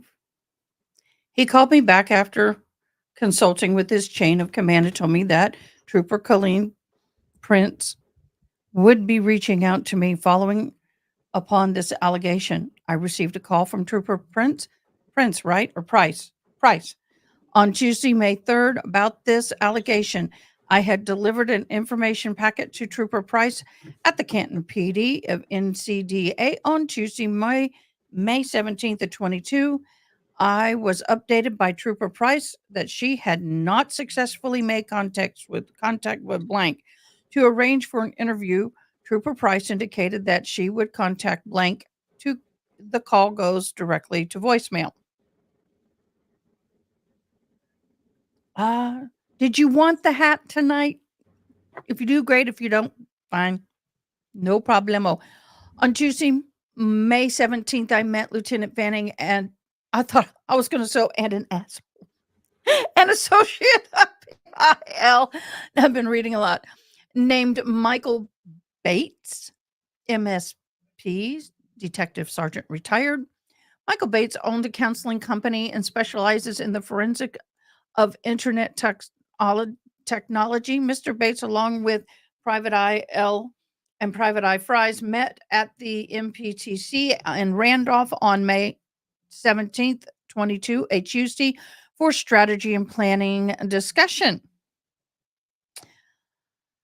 Okay, May 17th, while reviewing with Lieutenant Fanning the content of Sandra Birchmore's laptop, we discovered a conversation thread that was contained in Facebook Messenger files.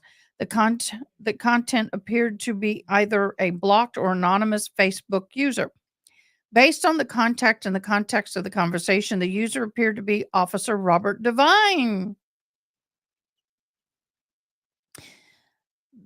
The person is an attorney, an employee of SPD, and discussed, among other things, meeting with Sandra Birchmore while on duty in patrol car to do something not so nice.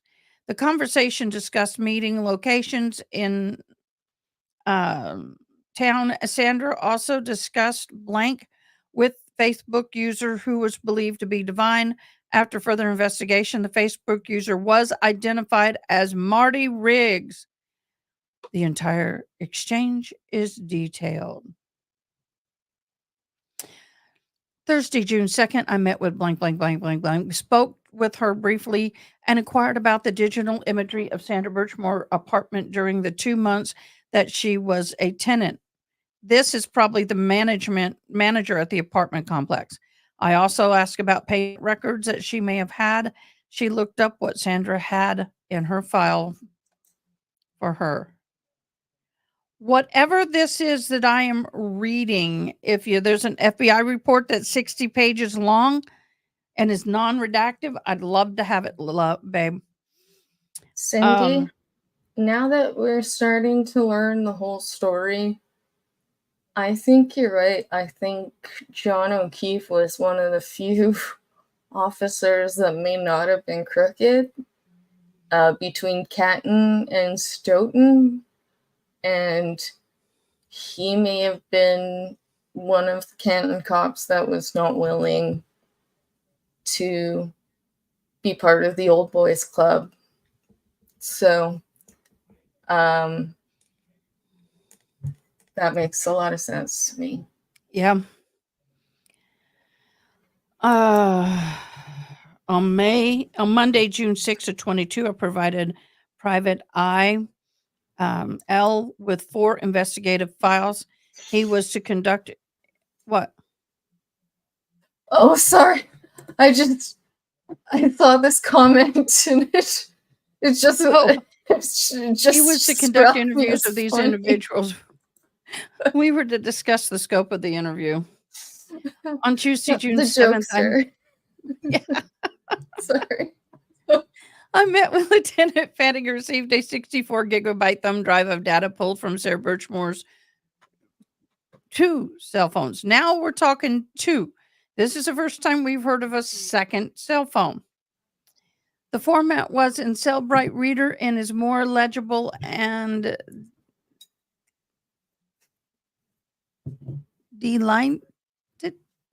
detailed, I don't know, better format. The thumb drive was passed on to Private IL. Oh, Italian? L'Italian.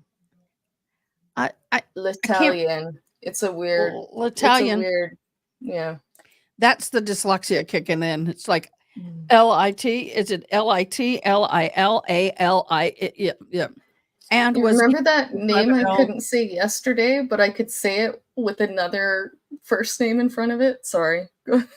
Just Okay. yeah. Given to Private Eye Michael Page for further analysis. On or about Thursday, June 9th on 22, I requested that CJIS office offline search any and all CJIS users within the Commonwealth that may have basically an inquiry of Sandra Birchmore or her vehicle. Did you get anything in from Toxic yet? Not as of yet. Summary below. On the 9th of 22, Fries met with Blank at her home. Interview had been previously arranged to take place at 5:30. See notes below. Okay. On Thursday, June 9th, I asked Union President Barber to serve a note to William Farwell.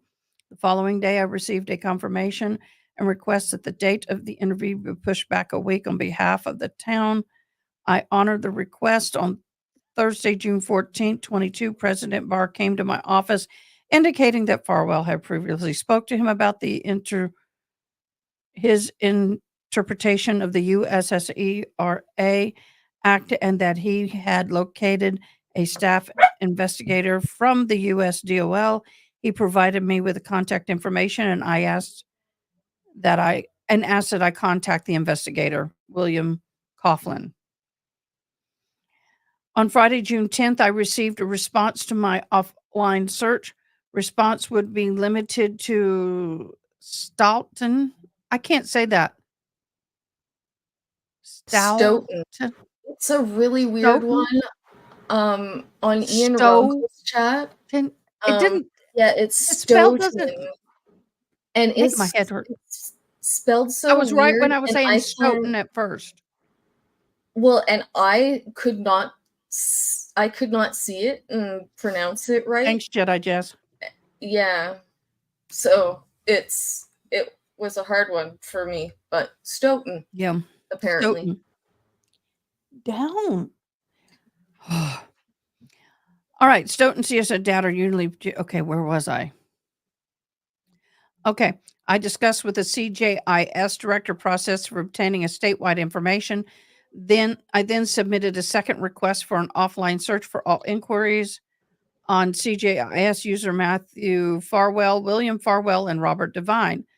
On Tuesday, June 14th at 22, I previously held files from the Police Explorers program and took only those files and documents which the investigation relevance to 21-1-1A.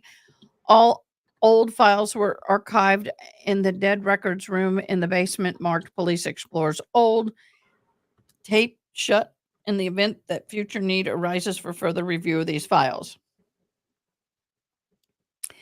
On Thursday, June 23rd, after the discovering that William Farwell had violated the CJIS policy and user agreement by acquiring his own personal data on an intermittent basis for the entire time he was a user, I made contact with the SSRA, Katie Kelly Mhm. of the FBI, and asked that she query Mike Farwell's personal data through her database. The query was made and no outstanding or archived records were located. We discussed the possibility of the VICAP query at a later date. As my opinion, CJIS authorities using formatting multiple queries of themselves. I highly suspect it is highly suspect and unusual. The query files were also shared with the PI L'Italian to be incorporated in the interview of William Farwell. So, in other words, they doing some investigation on themselves or others that they're not allowed to be doing because it's not pertaining to a case that they're involved with. See, when I worked at the state hospital, I could look up anybody's files in the entire hospital, but I was only technically and morally, ethically only permitted to look up the people that I was working with at that day. If there was someone famous there and I wanted to look them up, but I'm not working with them, it's illegal for me to look them up. On Tuesday, June 23rd, I was made aware by blank, blank, blank, blank, blank, blank, had been making allegations on social media about getting into a fight with a female member of the Staunton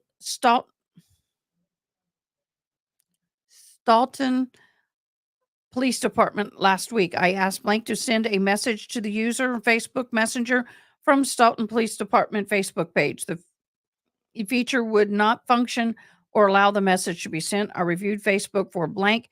It appears to be a low occurrence of activity on the account, and it's likely the Facebook Alice page, alias page. I copied the post and entered it into exhibit number 15. On July 21, 22, I emailed William Farwell a notice of investigatory review. I received a response from Ms. Cop attorney Patrick Bryant, acknowledged receipt of the interview notice, amongst other things. Attorney Bryant indicated that there were scheduled conflicts for the date of July 18th of 22. July 26 of 22, Patrol Union President D. Barber requested on behalf of Officer W. Farwell that he be allowed to come to the station to clear out his locker for personal belongings. Barber did not have any disposition of Farwell's intent or plans to resign from his employment. I arranged to be present when Barber and Farwell, while he retrieved personal property from the locker number 10, men's locker room. And Farwell requested a Triton font post site and Streamlight TL was removed from his department issued firearm.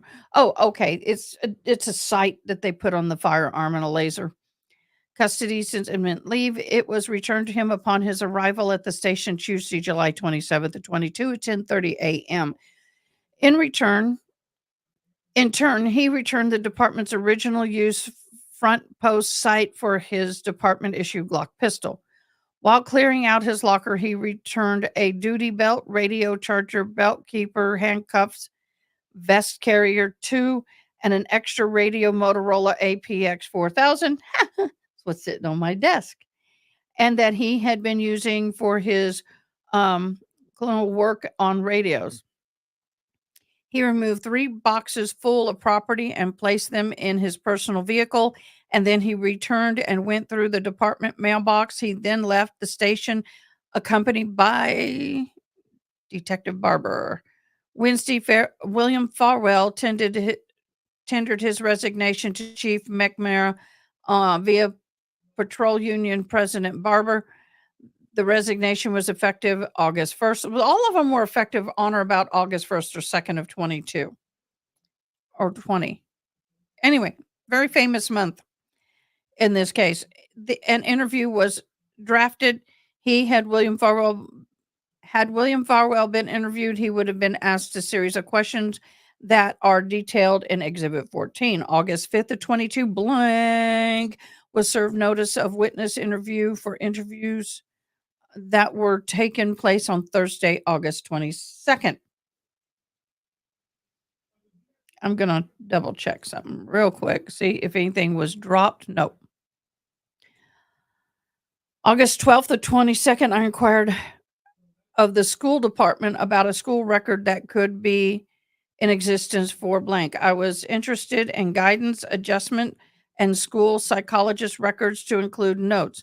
I received a reply Monday, August 15th, that only academic records exist and that I was seeking no longer existed.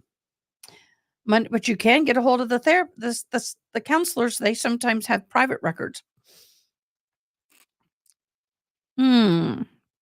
Okay, August 15th to 22. I was made aware of Chief McNamara's and Robert Devine had resigned by Chief McNamara that Robert Devine had resigned from his position as patrol officer effective in August 16th of 22. The letter to the Chief McNamara indicated that he was filing for retirement among other decisions. Devine requested that if there was any new area to cover with him concerning this investigation to send it to him in writing. I mailed a series of questions to Devine and he later replied by mail. See Exhibit 19. On Monday, August 22nd and 22, I began compiling PDF files from Cellbrite program onto the terabyte drive, Exhibit 10, to permanently preserve the documents as they are too large to print. Some experts of communication from these drives were pulled to create exhibits for interviews. On Wednesday, August 24th to 22, PI L'Italian returned to me all raw data that had been contained in the thumb drives that he had been given by me so he could collectively review investigated data.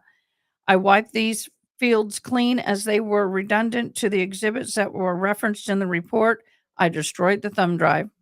On Thursday, August 25th to 22, I received via first class mail a letter from Robert Devine in response to my questions that were mailed.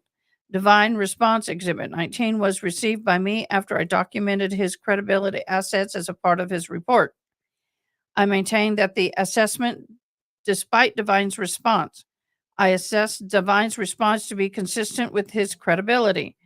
Oh, that's a little salty. Devine opened his response by indicating, "Of course I desire to cooperate." His response to the third question outrageously makes claim about accounts being hacked. I informed an IMC in-house records check of Devine and located no incident report in which Devine reports being hacked or is the victim of a computer crime. Note, he is listed as victims of other crimes such as A and B Poe. Huh? The, s- the response is a consistent theme that was developed and employed throughout the investigation of Paul White's June 15th investigation. Oh, what's the Paul White investigation in June of 2015? Personal interviewed. PI L'Italian, I interviewed blank at MPTC Randolph on Tuesday, December 21st of 21 at approximately 10:30 a.m. Was accompanied by blank the following summarization of interview. He is friendly with Farwell's brothers and the officer Devine. He would not describe the relationship as close friends. Blank met Sandra Birchmore when blank was not certain of the exact time frame of this. He befriended Sandra blank prior to his employment in blank. She would often visit blank is familiar with the difficulties that Sandra Birchmore encountered in life. Interesting. Oh,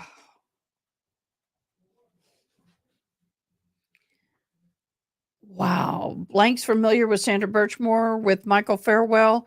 He would discourage her from high expectations of where the leadership was headed. There were discussions between Blank and Sandra Birchmore that described Big Blank. I inquired about Big Blank. He took a break with his blank lawyer. He returned to the interview room, indicated that he wanted to consult with legal counsel before proceeding with the remainder of the interview. Okay. Second interview. A second interview of Blank was conducted on February 9th at 22 at 2 p.m. Abington Hall in a prearranged conference room. Heel was present with bunch of Blank. Matthew Fairward used some type of location sharing application so that he could track the location of Sandra Birchmore. Wow. He was also familiar with an extensive message that Sandra Birchmore drafted and sent to Blank. The nature of the message was untimely intended to be sent to Matthew. Ultimately intended to be sent to Matthew Farwell. Sarah was telling Blank about Matthew was. We got to get an unredacted copy of this. April 6th, I interviewed Angel Quay Priorzy in her home. They they missed one. They didn't redact her in the home of South Benton. We spoke for a short while before I returned the quarter on about the internal affairs process. Okay. After the recorder was on, Angelique explained that she and Sanders Birchmore's mother's first cousin, Denise Birchmore. She is Sandra Birchmore's mother's first cousin, Denise Birchmore. She explained when she asked her education, current employment, National Education Association as a legislation advocate. She spoke to her learning of the death of Sandra and her later interview with MSP. Her goal in being interviewed was to raise awareness about Sandra's relationship with Matthew Farwell and how the relationship had grown toxic prior to the end of Sandra's life. She went on to describe the pressure that Sandra was placing on Matthew Farwell to participate in the baby's life. Generally, things were not going well, and Angelique was encouraging Sandra to back off of pressuring Matthew. Blank had breakfast with Sandra a couple of weeks prior to death. After this, Angelique learned about the pregnancy after communicating with Sandra, giving Blank advice and concern for Sandra's well being based on the fact that she was in a relationship with Blank. Blank received contact from many of Sandra's friends after Sandra's death. She communicated with them and received a lot of secondhand information about the relationship. She also learned that blank. We discussed the Police Explore program. Blank was unfamiliar with the program, but described Sandra as blank. She had a second-hand knowledge that Sandra had babysat for Matthew Farwell and his wife. You dirty dog, you. In the past, based on her knowledge, notwithstanding as being secondhand, and asked if she or he believed that Sandra blank, when asked if Sandra Birchmore was a person who could be blank, and then asked if she believed that Sandra Birchmore had been blank. Contact was made directly by me later to Private Eye Italian by phone in attempt to interview Blank. The investigator identified Blank as long time and close friend of Sandra Birchmore. After the discussion with Blank, she did not want to be interviewed in a formal capacity. She was later interviewed by telephone by Private Eye Italian, private investigator Italian. See interview summary. Can't. You're redacting it. Guys, I didn't realize this was so deep. Oh my gosh. I made contact with Blank through investigative means. He provided a cell phone for Blank, indicating that blank. After several attempts by me to later by private investigator L'Italian and Fries, Blank would not respond and was ultimately not interviewed by me. She was interviewed by phone by private L'Italian. See on her new notes below. Makes you wonder if Malk kids were involved in Explorer's program. True. We can find out. Maybe. April 10th of 22, Officer Divine was interviewed by MPTC headquarters and Randolph MA. Private investigator L'Italian and Fries conducted the interview. Attorney Patrick Bryan was present to represent Devon on behalf of the Patrolmen's Union. The interview is summarized below. Devon took over control of the police explorers in approximately 2003. He stated it was in existence prior to his assignment as a juvenile officer. He was ordered to run the program by former Chief Chapo. After taking over, Divine gave the first group that he took on I have the a couple option of to make, huh? I have a couple of answers for us. Okay, do you want me to finish Paul the White. paragraph? Okay, Yep. I'll hold it right there. Go ahead. Paul White is the investigator that was investigating some of the dirty cops that are involved in the Birchmore indictment, and I believe in the could be in the Karen Reed indictment, but we're talking about Eric Fay, Kevin Piers. These are names that keep coming up. But there's a 31-page report, and he's apparently their supervisor that did a whole investigation on them and is starting to dismiss people. In I believe he started his investigation in 2015, and he's starting to dismiss people in 2018. But I don't know how I just got into page 19 of 31, and he's just started to show up, and I don't know if he actually does his job right. But that is who that's the Paul White investigation, is the investigator, not another, hopefully, not another dirty cop, hopefully. And we'll have more information for you shortly on that. Thank you so much. After taking over, Divine gave the first group that he took on the option of making the program less about scouting and run it more like a junior police academy. The group went with his option and program remained the way until it ended.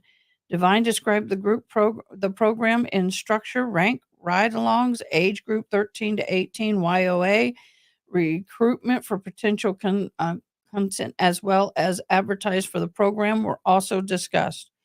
Divine met the victim, Sandra Birchmore, when she entered the program in 2011 at the age of 14. He was familiar with the difficult home life that she had had both while in school and the explorer and as adult.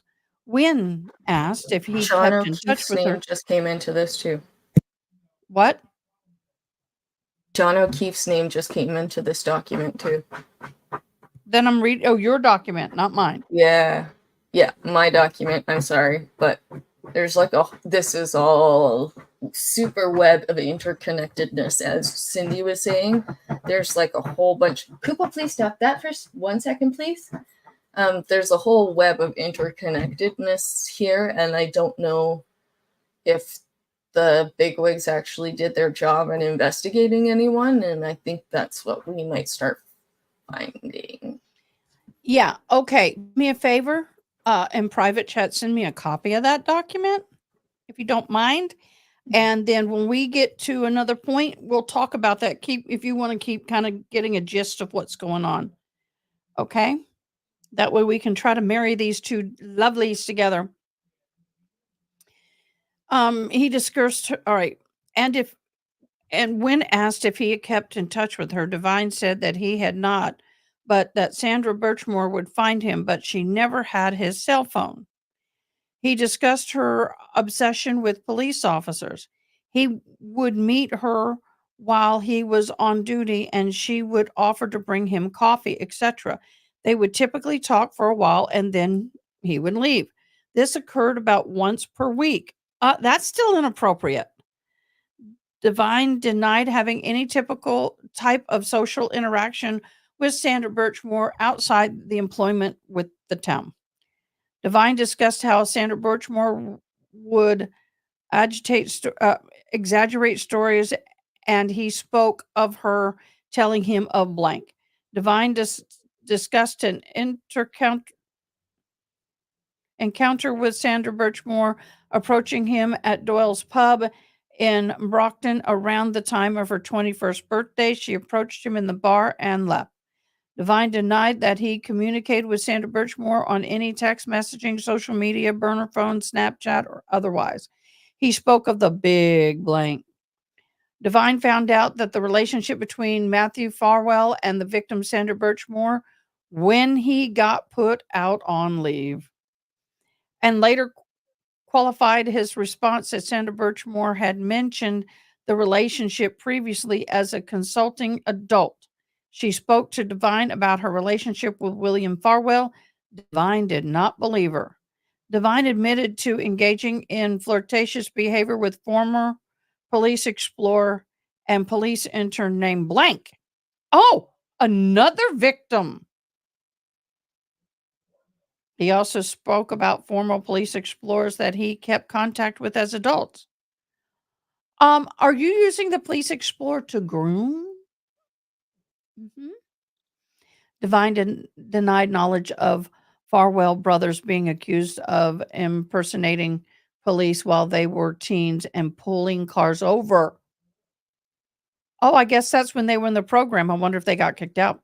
A second interview of Robert Devine had been scheduled for Thursday, August 18th. Devine resigned pending his application for retirement from employment prior to the interview date. The resignation was effective August 16th. And the letter from the appointing authority accepting the resignation, thus, there was no reference of retirement.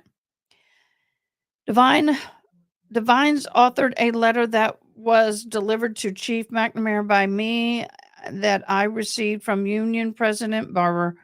The letter had Chief McNamara's address at the heading, but was addressed to the Stoughton Police Department. In the letter, Devine harshly criticized investigation, and the second paragraph requested that if we had new grounds to cover, to send it to him in writing. Exhibit 17 encompasses in this letter, and the letter I sent to Devine via first class mail with deadline to respond by Friday, August 26th.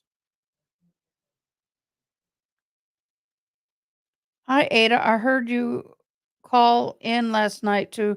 Yes. Hi, love. You're Jay. Thank you for joining. We're reading a very in depth document. So thank you for joining. On April 11th of 22, I interviewed Blank. I was present with Blank during the interview. Blank was familiar with the fact that Sandra Birchmore was in the Police Explorers program because they spoke about it. Blank was unfamiliar with the members of Sutton Police Department other than Sandra Birchmore speaking about some members. Sandra Birchmore pointed them out to him while they were driving together. Okay, maybe this is a boyfriend? Oh boy. When asked about the text message Blank had sent to Sandra Birchmore about asking about Blank for money and money owed, and obviously no recollection of conversation. And Blank showed the text message in which he threatens to disclose Sandra Birchmore's relationship with members of the Stoughton Police Department if she would not repay the debt owed to the girls. Blank recalled that Sandra Birchmore had mentioned Blank Matthew and William Farrell in their past conversations. April 4th of 22, I interviewed Blank approximately 10 a.m. My office, Blank had Sandra Birchmore. Blank had Sandra's struggles in the area of math. Sandra would have been in the 7th grade, approximately age 12 or 13. A general impression, Blank indicated that she, when asked, that Sandra was socially active, whatever, often accused students of bullying her and spent a lot of time in guidance. Felt that Sandra was exaggerating her accusations. She was a good kid with a kind heart when I read the list of symptoms that described Blank. When I asked if she discussed drama with the Sutton PD, Blank spoke that Sandra talked to her about this. Blank indicated that Sandra was obsessed with the Stoughton police, indicated that Sandra mentioned on a high level of stress that the officers seek outlets to relieve stress. Blank punctuated her remarks by telling Sandra that Blank recommended with Sandra as an adult via social media and eventually phones, and Blank was aware that Sandra also reconnected with former teachers. Sandra never mentioned the name of the department members that she had associated with when speaking with blank. Okay, I'm going to pause here for a second because I'm going to say something. Sandra is going to be made out to be a hussy. I already see the writing on the wall. The defense is going to make her out to be a hussy who was chasing people. But when you're that young and you're groomed and you're taught that this is what you're to do to get love and affection and attention, then that's what they're going to continue to do when they grow older. And I'm putting this very, very, very nonchalantly as best I can. On April 13th of 22, I interviewed PI. I was interviewed by Private Eye Fries and I at MPTC headquarters at Randolph, MA, approximately 1024. The nature of the investigation was discussed. Blank had been employed blank. Blank named some of the members of the Staunton Police Department whom he associates. It is mostly members of the 000 to 800 shift and some 1600 to 000 personnel. Blank graduated from Staunton High School with a victim of Birchmore. He did not associate with her during high school. Blank is a part-time employee. Blank, the first time he saw Sandra Birchmore after high school is when she came to the store on or about the year of 2019 and sought information on license to carry applications. So obviously this guy works at a weapons store. Blank, actual hosts of the MBFS class, Manassas Basic Firearms Safety class, which is requirement for first-time LTC applicants. They became friends on Facebook and began talking. On occasion, Blank ran into Birchmore one night at the House of Brews and spoke briefly. They were there with separate friend groups. Blank maintained that the relationship was merely acquaintance. They met on one occasion for pizza at the town spa. Pizza at the town spa? I want to know what kind of town spa serves pizza. Yeah, she was very much a minor. But I'm just saying, it's going to come out. It's going to go there. And the conversation was casual. They communicated by cell phone, text message, Facebook Messenger prior to that. At the town spa, Blank felt that she was communicating with Blank because she knew he was blank, and that she would also often contact Blank about calls that were happening around town that she saw she would drive around that she saw as she would drive around town. Blank characterized when asked that Sarah Birchmore was erratic and the conversation at the town spa was all over the place. Blank was aware of her strong desire to become a police officer. Blank is aware of William Farrell, Matthew Farrell, Robert Devine R. Blank does not socialize with any of them. Was shown a record of text messages that had been sent by Birchmore to a group chat where she claimed to have been invited to Robert Devine's house that she was going. Blank, who was friends of hers. Blank was unfamiliar with this discussion and denied ever having been to Robert Devine's house with or without Birchmore. Emphasis added. Blank was unaware of any communication that was happening between Robert Devine and Sandra Birchmore. Sandra Birchmore never mentioned the subject. She discussed her relationship with Matthew Farwell over text messages. Blank was aware as of June 19 approximately that Birchmore had been in an on again, off again relationship with Matthew Farwell, and Blank was uncertain of when the relationship began. Blank did not believe that Birchmore because she had a reputation for dating back in high school for embellishing stories. When offered a closed comment, Blank stated that there came a point shortly after meeting Birchmore in town at the spa that Blank had to block her contact multiple platforms because she was making him uncomfortable. She would set up locations where Blank would hang out with friends. Do you have anything, dear? Okay, Still reviewing, making you notes. Okay. Still reviewing, but making you notes as we go. So, Cindy, the FBI report squashed this guy. So this part of the testimony's been squashed by FBI. On Thursday, 9th of 22, private investigator Latin and Fries interviewed Blank in her home. Both investigators were provided a copy of the MSP investigative report. Copies, blah, blah, blah, blah, blah. Okay.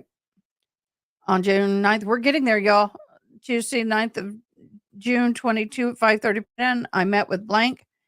The meeting took place at her home in an outside patio area. I spoke to her by the phone earlier in the week, and she agreed to meet with me to discuss her knowledge about Robert Devine and Stoughton Police Department explorers from the early 2000s. Blank had previously met with and was interviewed by Lieutenant John Fanning and Trooper Kathleen Price of the MSPD regarding the same topic. Mr. Robert Price and Bridgewater accompanied me to this interview and was present for its entirety. Blank read an article in the Boston Globe relative to the death investigation of Birchmore. The article prompted her to contact the DA on April 19th of 22. She met with and was interviewed by Lieutenant Fanning and Trooper Price. During the course of the interview, she referred to the report of the state PD interview, which was written by Trooper Price. Robert Devine was an officer at the school who acted as a lunchroom and hallway monitor and also chaperoned groups of kids who were staying after school in the open gym. Blank was very open about having a crush on Devine during the time frame. She stated she wrote him a letter and explained the contact of the letter, saying, "Yeah, basically professing my love for him and how beautiful I thought he was. It's very cringing and embarrassing, but yeah, I wrote him a very detailed letter about my feelings for him." Who writes the school PD officer a crush note? Her memory was that she wrote the letter in October and had very good memory of it because the events in September 11 had just occurred. Wow. Crush letter. Okay. Blank continued that she had divined the letter, and although he didn't read it in her presence, he gave her a hug and was laughing a little bit. When she saw him in the following days, I asked if he ever addressed the fact that this letter was not appropriate considering her age and his role, and she answered, "Not at all." When I asked specifically about a hug, she described it as definitely a squeeze. And continued to and often hug students, and he always initiated the hugs. When asked if Divine ever touched her sexually, she was clear he never did. Okay, just the hugs alone are no, no, no, especially in uniform. I referenced the state police report, paragraph 3, and asked about the occasion when he brought her into the office during an open gym. She stated that it occurred a couple of months after she was given him the letter. She had heard he was engaged to be married, and she was sobbing. Divine led her into a room that she thought she could have been a gym teacher's office. Once inside, Divine closed the door and lifted her onto the desk. Divine told her she was a knockout and that he was going to take me on a date when I turned 18. She continued that he gave her a hug and a kiss on the forehead. When asked to describe the distance from the gym to the office, she stated it was a good distance from the other kids. Nobody could have heard them talking.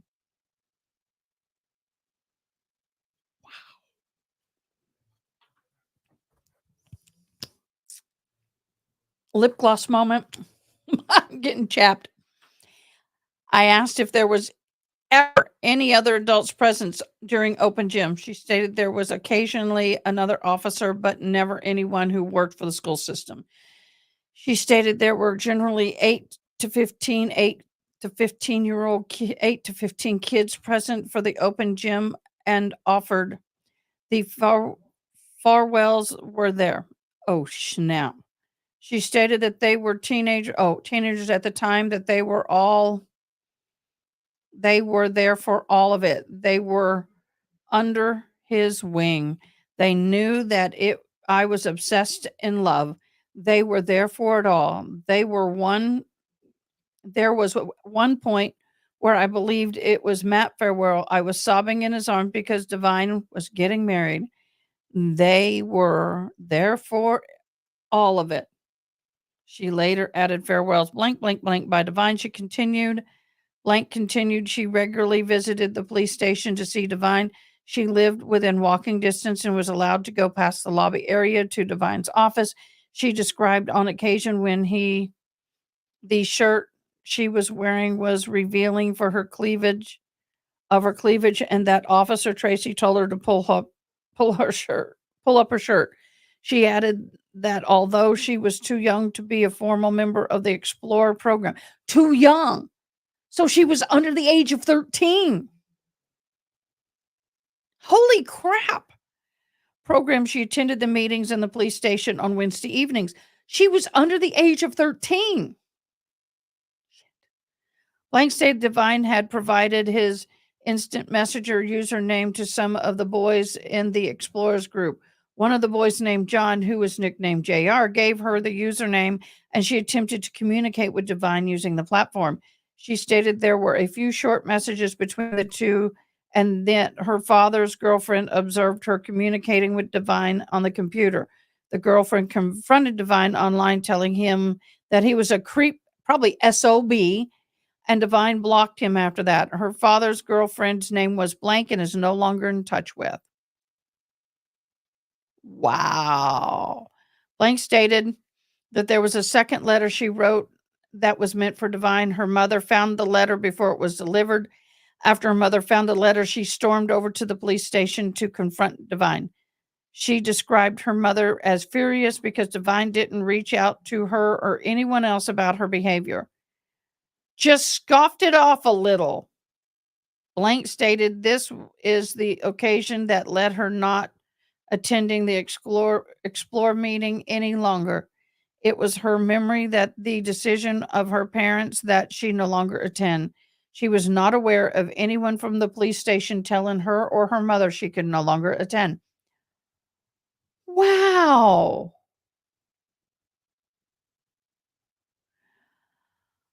Wow. Blank described an occasion on Easter weekend of '02 when she attempted to place a phone call to Divine's home. It was this event that ended her good relationship with Divine. She stated that she found his phone number and address in a phone book and that Divine did not provide this information to her. Following this event, her parents blank. Following the Easter weekend incident, she no longer interacted with Divine. She did offer him an apology when she saw him in school, but after that, she did not attend open gym. She stated that there was occasions when she see him in Staunton. She described occasions when she observed him with girls who were in middle school age driving with him in his personal car. Anybody disgusted yet? She further stated there were occasions when she and her friends were walking around town and he'd pull up and talk to them. She stated the occasions at times when he was in a police cruiser and at other times he was in his own car. She stated there was another occasion when she was in 8th grade and was smoking a cigarette outside the school. He made a comment to her about the cigarette and later reported it to her mother. Towards the end of the interview, I asked Blank if she thought Divine was acting as a big brother or a father figure to the kids in the school or kids in Explorers. To this, she stated, he was definitely not like a father figure. He definitely seemed to be showing off and loving the attention from the kids and basking in the kids admiring him.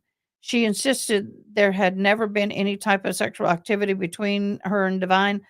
Blank thanked us for meeting with her and stated she would remain available if we contact her in time for the blah, blah, blah, blah, blah, blah. The report is summary of the interview. The interview was approximately 41 minutes in duration and the record and later transcribed, recorded and transcribed. Oh my gosh, y'all. We're almost there. Oh, hold on a sec.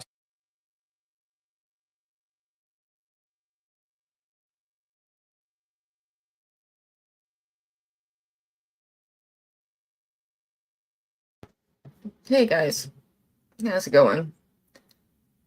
So, I do not believe I'm going to be able to get the full story out of this document that I'm trying to read that is 31 pages long.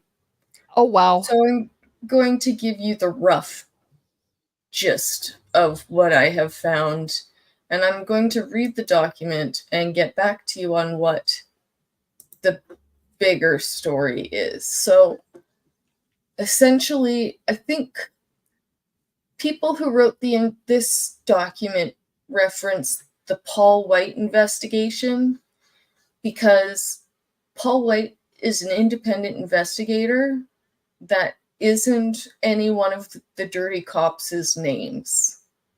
He was an investigator that was sent in to investigate the dirty cops. And so I think they just wanted to mention an investigation by the name of something that was not going to sound suspect. So that's what they chose. And Wow. I looked up this fellow. His work did result in the dismissal of police officers. And this police investigation was the Ashland, Massachusetts police force. Sorry, guys, that one is hard for Canadian to say. Massachusetts. Oh, frick. Thank you. Sorry. Ashland, Massachusetts police force. So all of these police forces from Massachusetts seem to be dirty or have dirty members in them, and seem to have investigations that have been going on in the last couple of years. This fellow, Paul White, investigated in 2017. And some of the officers that have been mentioned in the Stoughton and the Canton investigations have been mentioned in this Ashland Dirty Cops case. And I will read the whole thing and get the bigger picture of all of it. But the one thing that we do have to note about this private investigator is that he spent 25 years with the Massachusetts State Police, so he may not be impartial. And he spent 1990 in the FBI Academy, except for he never worked for the FBI. So maybe he didn't pass the sniff test with the Phoebes. He flunked And out. maybe he was well, he actually got his certificate. He passed through their academy. He was a graduate of their academy. He just never Because you actually graduate worked for doesn't them. mean that they take you and work you because they find something. I mean, it's Yeah, but usually rigorous. if you flunk out of academy, then you don't get a certificate. So it's interesting. After some of that, he took 16 years in 2008 and has been a private investigator since. But some of his work history seems a little bit interesting. So I'm gonna have to do a little bit more reading in that case. Yeah. But that's what so far. Sorry, my daughter, we have rain, and my daughter, where she goes to school, is a 2.5-hour drive. And she was trying to figure out when to leave for school tomorrow morning, or if it'd be better tonight because we're supposed to get a lot of storms this week. So when my daughter calls, I answer. Sorry. I just figured I would update people while you were on the phone, because I only had like a little bit, and I told people I needed to read like the whole 31 pages to understand what the Ashland cops were supposed to be doing, supposedly bad for, because it just seems like every little town around there seems to have corrupt cops that like to scratch each other's backs. So Yep. ain't that No, funny? you're doing great. Appreciate it. I appreciate you hopping in when I have to hop out real quick. I might have to hop out soon, but I did want to mention that, and we'll just it We can just talk seems about to it be tomorrow because we got that motion at 7 a.m. my time, mm-hmm. 6 a.m. And your time. I might have time to do that before I have my appointment, so that I hopefully will be up in the morning because I want to see Sarah's new lawyer, and I'm just super interested. And yeah, but I'm just I think wondering this how may be many one of the other highest attended motions for her entire case. true story. Yeah, true story. Well, and I was saying little known criminal Valerie Fabricant had 10 lawyers in Canada as a pro se defendant, or supposedly somewhat pro se defendant.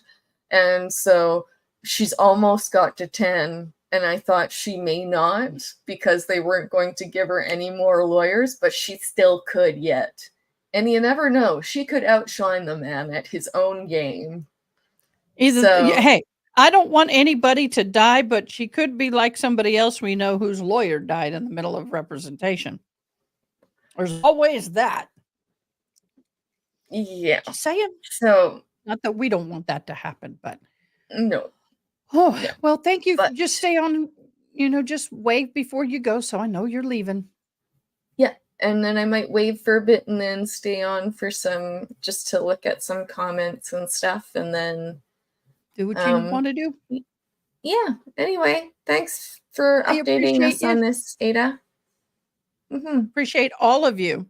Thanks for sticking in. We're on the last stretch. Okay. Here we go. Subject: phone interview a blank, phone interview a blank. Actually, she covered it at the end of the stream, but it looked heavily redacted. Yeah, that's what we got. On Thursday, June 9th of 2022, 7 p.m., I spoke by phone with blank. Earlier in the evening, I had left a message for her and she returned my call. Robert Fries was present for the interview and I spoke to blank on the speakerphone. Blank had spoken to the MA state police following an untimely death of Sandra Birchmore. She did not wish to meet with us in person, nor did she wish her name to be named as a formal witness in the matter. Well, you can be subpoenaed. You don't always have that right. We spoke with Blank for approximately 26 minutes. Her major focus was on that she believes Sandra would never commit self-harm. She offered no firsthand information other than her belief. When asked if she ever met Matthew Farwell, and she stated she had not. When asked if she had any information regarding Robert Devine, she stated she was aware of his history. Sandra had never mentioned his name. Blank added that when she was living in blank during the COVID pandemic and quarantine, she stayed in touch with Sandra by text and video messaging. Sandra shared information with her that blank. Blank was clear that her major concern was her suspicion of Sandra had not blank. She stated that self-harmed. She stated that she had been in touch with Lieutenant Fanning and the police department regarding her suspicion. It is important to note that blank did the majority of the talking to our conversation, but added nothing firsthand that could be of assistance to the investigation. Phone interview conducted by private investigator L'Italian and Fries. Friday, June 17th at 10 a.m. I spoke by the phone with blank, and blank was at work when I called but agreed to speak with me for a few minutes. Blank made Facebook post blank and blank at the untimely death of Sandra Birchmore and members of the Staunton Police Department. Blank stated she had spoken to Sandra Birchmore in years. She hadn't in years. She continued saying, I wouldn't consider her a friend. They knew each other in middle school and they both had graduated from Staunton High School, sorry. She had no firsthand information about Sandra's death and admitted that everything she heard was from friends, family, and Sandra who posted information online. I asked if she had spoken to any friends or family, and she stated that she had not.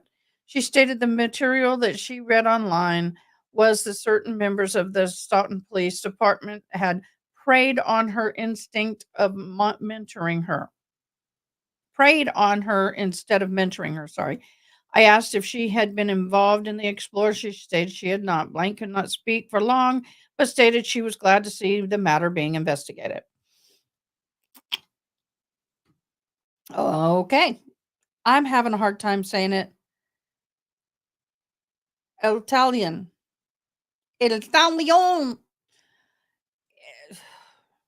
Dyslexia and tiredness. Sorry, guys. I know, PickleNet. I'm not doing well. Sorry. Good night, Sneaky Side, if that's where you're going. On Thursday, August 11th of 22, Blank was interviewed at the MPTC Randolph headquarters. We reviewed Blank employment history with Blank. We blank. We discussed other roles with the school department, youth programs, and initiatives. We asked a series of questions pertaining to the inappropriate conduct that he may have seen in relation to Officer Devine. We discussed the supply closet that was referred to by Blank, and Blank knew about the closet and that it was generally an athletic supply area. Never saw Officer Devine in the closet alone with a student, hugging a student, having a student sit on his lap, or any conduct of that nature. Blank did not see Officer Devine using personal vehicles to transport students at any time. Blank was unfamiliar with any interaction involving Blank, did not remember any exchanges of love notes between Blank and Devine. Oh, cool. Future. When asked about Sandra Birchmore, Blank characterized her as blank. With familiar was familiar with her a blank class as Birchmore. Also, Blank was also familiar with her participating in the Police Explorers program. Blank never saw Birchmore with Officer Devine in any capacity. After the death of Sandra Birchmore, Blank began her rumors of her involvement with Matthew Farwell. Prior to that, Blank did not have any knowledge of this. Blank found it to be repulsive that Matthew Farwell had a relationship with a person Blank. Spoke of the sense of betrayal and losing a close friend in Matthew Farwell. So he knew about that. August 11th of 22 Blank was interviewed at MPTC headquarters building Randolph, Mass. He appeared Blank. We discussed Blank history. Blank is familiar with the open gym program. We discussed the program and when asked, never saw a student sitting on Robert Devine's lap or seeing any inappropriate conduct.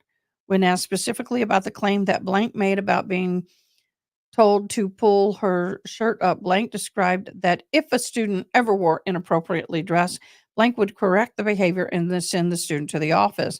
Blank also recalled discussion with Blank and with Divine that when Blank saw a female student that Blank thought was a police explorer, scantily clad in Divine's office, Blank confronted Divine about the optics of the visit by the student and cautioned Divine about being smarter with his actions. After hearing Blank describe the student was likely not blank, did not recall the incident and described blank involving blank. We discussed Sandra Birchmore. Blank characterized Blank was familiar with her participating in the Police Explorers, and she was a member of the martial arts gym across the station. Blank knew she wanted to intern for the police department and had done so at the court.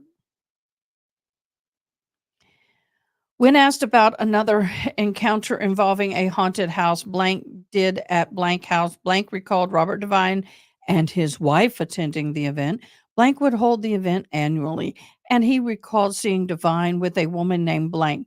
He thought the encounter to be odd as it appeared that Devine was with her, and Blank arrested her for blank. When he and Divine were working, Divine pointed out blank, turned her life around. Credibility assessment. I view blank as a credible person. Relationship had its interception from teacher to counselor's relationship and involved in a friendship of sorts with Sandra Birchmore, reconnected with blank as an adult, and blank seemed to have a genuine desire to help the victim, Sandra Birchmore, and had a fun foundational knowledge of the difficulties that Sandra Birchmore had been struggling with in her early years. Response were unwavering and consistent. I did not view any indicators of deception or lack of consistency in her response. She was interviewed by Massachusetts State Police. I view blank as a credible person. Okay, she's credible.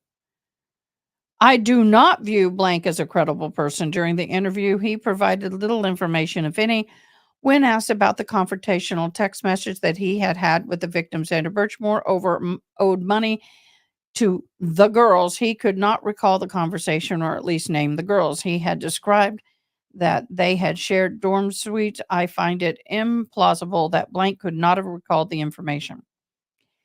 He also demonstrated very high degree of nonverbal guard behavior, was sweating, and appeared to be very nervous throughout the interview.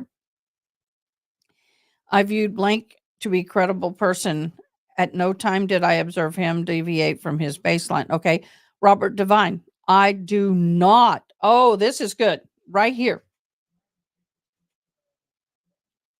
I do not view Robert Devine to be a credible person. He denied having any sort of blank or social relationship with the victim, Sandra Birchmore. Intimate is what the blank represents. Subsequent to his first interview, Chief McNamara and I were briefed on Private Investigator Latalian and Fries on the response to the interview. Hearing the response, we both were in agreement that Devine had been untruthful about his knowledge to Farwell brothers having been caught impersonating the police. His facts This fact would have been a part of the background investigation process that Devine, as a member of the hiring panel for Farwell, would have been privy to. In addition, this fact was widely known throughout the department. Devine's response was that must have been before my time. Was implausible response. Devine was in charge of the police explorers and was familiar with Farwell brothers, excuse me. Devine frequently sat on the hiring panel for new employees. As a part of the process, Devine would have been benefited on a background investigation by investigating detectives. Exhibit 34. It's an excerpt from the background investigation of William Farwell. The excerpt showed that William Farwell spoke to an investigator about being counseled by Sergeant Devine and Lieutenant Bunya about getting caught in the act of impersonating a police officer. In addition, after the completion of the first interview, an ambience of evidence abundance of evidence to the contrary of his response was uncovered. A Facebook alias showed Divine blank Sandra Birchmore as well as her relationship with Matthew Farwell blank. They also discussed meeting blank. At the completion of this credibility assessment, a second interview of Divine was pending and would widen the scope and include untruthfulness in addition to merit of other policy violations for the relationship with blank. In previous investigations that resulted in Divine's demotion from deputy police chief to patrolman blank, the investigation found that Divine was lacking in candor in some of his responses, but did not make a sustained finding for untruthfulness. Divine's history with the investigation conducted by Paul White is exculpatory example of explosive, misogynistic, and risk-seeking behavior that suppressed his professional responsibilities. in the case as well as this. In both cases, Devine violated his inherent position as a public trust. For the foregoing reasons, I do not view Devine as a credible person.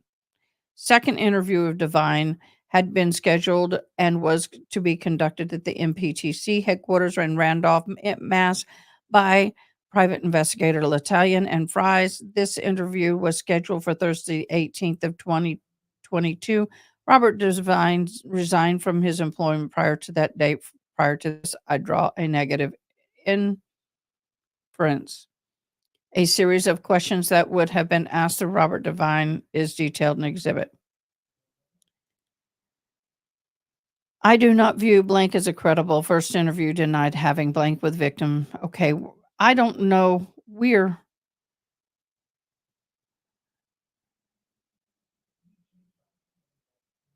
uh, credible. I don't see all of this is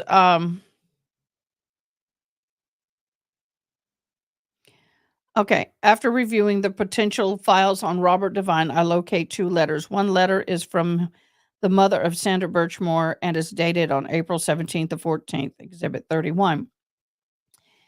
The letter, in essence, is extending thanks to Stoughton Police Department and particular Devine for running the Police Explorers program. The second letter is not dated or signed, but titled My Hero, Lieutenant Devine, and it is a muse to Devine for all that he's done for the community. I have entered these as exhibits and exemplify both to the public trust that it was violated and what the Sutton police officer explorer class was supposed to be.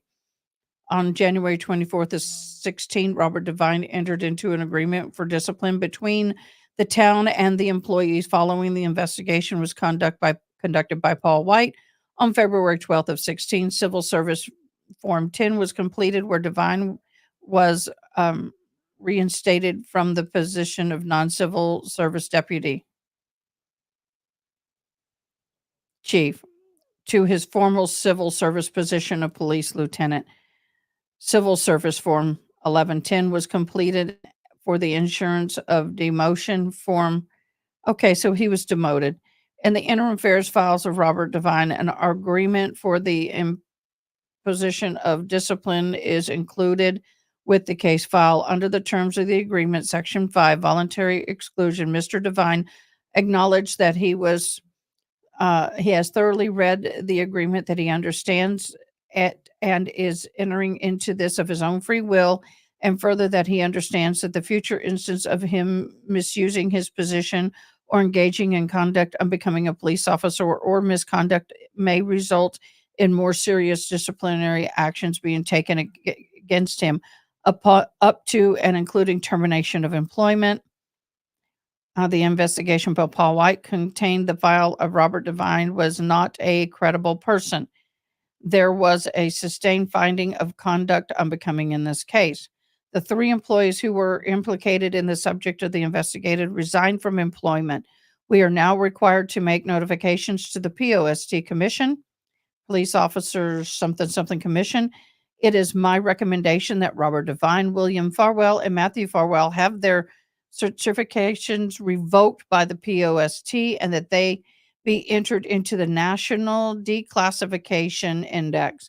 I recommend that we request a POST commission ahead of the POST holding a hearing. The POST file a subpoena for Facebook records to authenticate Marty Briggs as Robert Devine and take any and other actions within the scope of the POST authority. Whoa!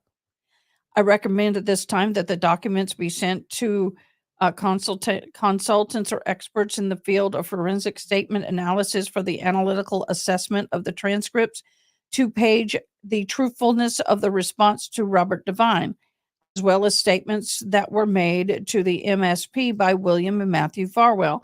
As compared to this document and all of the evidence that has been submitted in the case, the object of the recommendation is to obtain or ascertain in collegial manner an opinion as to the foregoing.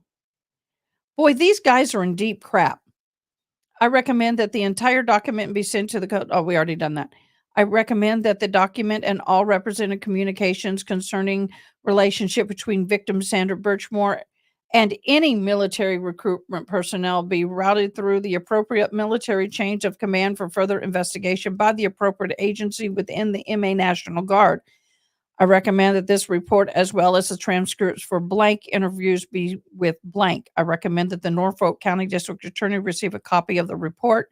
Employees were identified as witnesses in the case. It is my conclusion, based on this investigation and all relevant evidence, that no other current members of the Salton Police Department had an inappropriate relationship with the Sandra Birchmore. As 21-1-1A is IA is concluded concerning now former employees, I am also recommending that a 22-3-IA be assigned as a continuation of the investigation for any other people who may come forward with information, and to allow for follow-up for formal members of the Police Explorers program. I am done. Brian J. Holmes, Deputy Chief. Whew. Wow. How many hours did that take? 3 hours. Oh my lord, y'all. Oh, I skipped a little bit. Oh, wow. That's intense. That was intense, y'all. Oh, y'all, but we got more.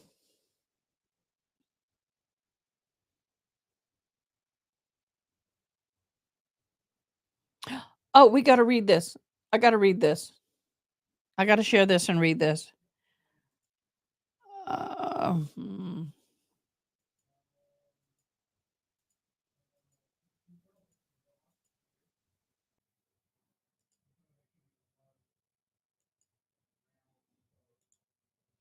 Please understand, for a dyslexic person, this is hard as crap.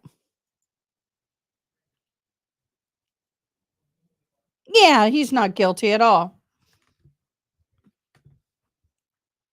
Hey, 3 and 8 Dog Bites, how are you? I don't think I've met you before. I'm Ada K. Thanks for joining.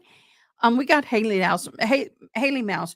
Hey, Mary Kay. Miss Ronnie, you're still there? Oh, God, love you.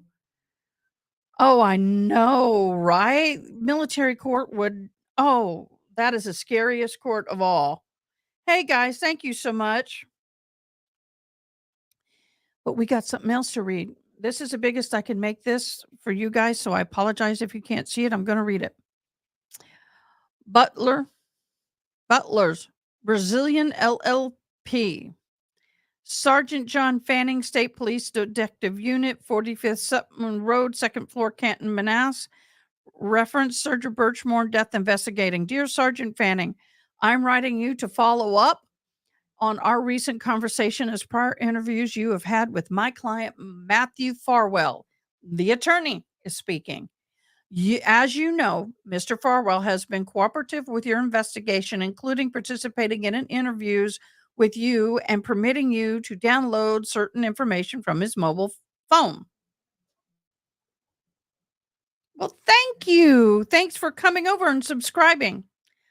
Throughout your conversations with my client and later with myself, you have indicated that you view him as a witness in your investigation.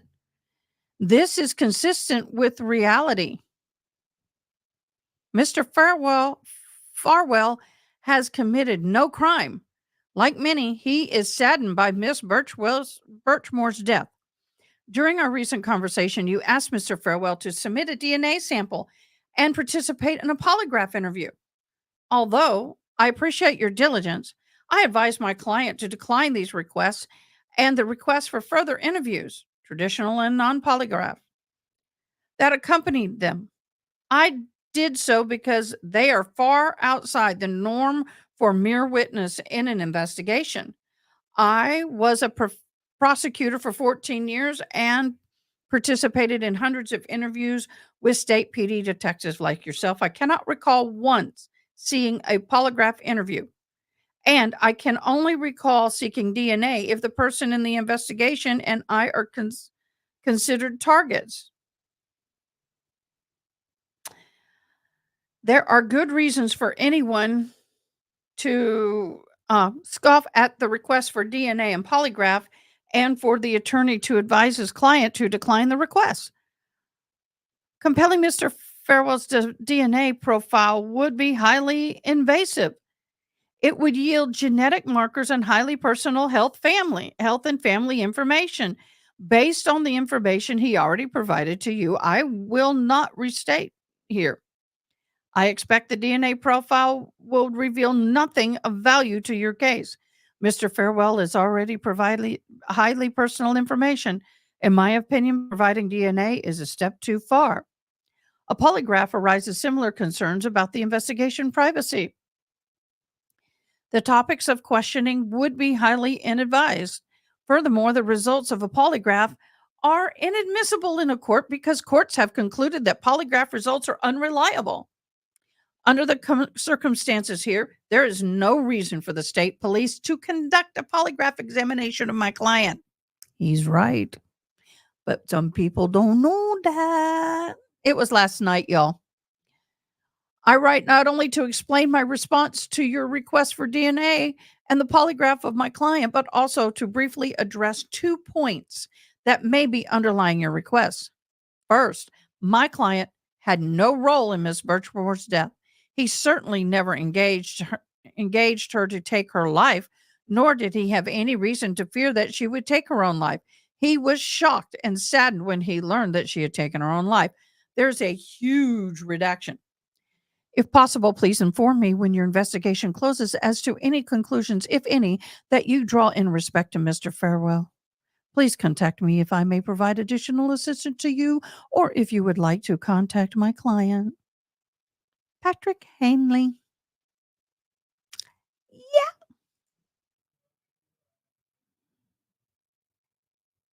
Wow. Please don't tell me this is 60. Yeah, we're not going to go there tonight. Yep.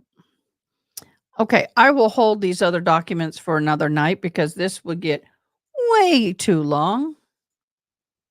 Way too long on those. I called in on I'm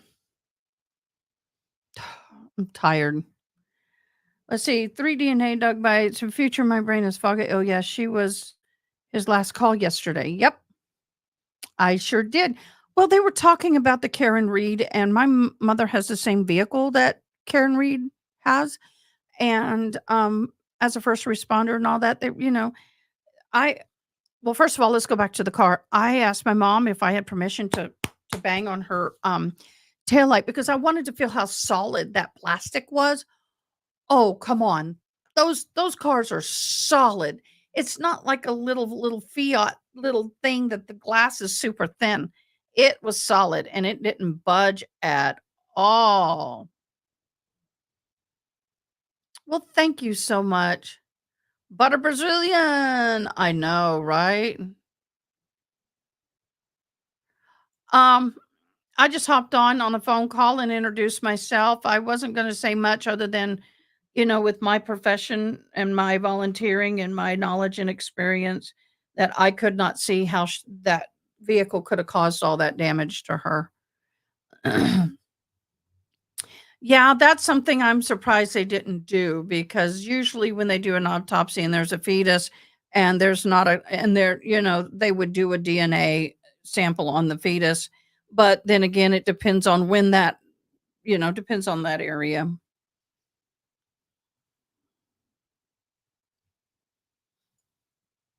I don't think they can force them to do that. Do the military force them anymore?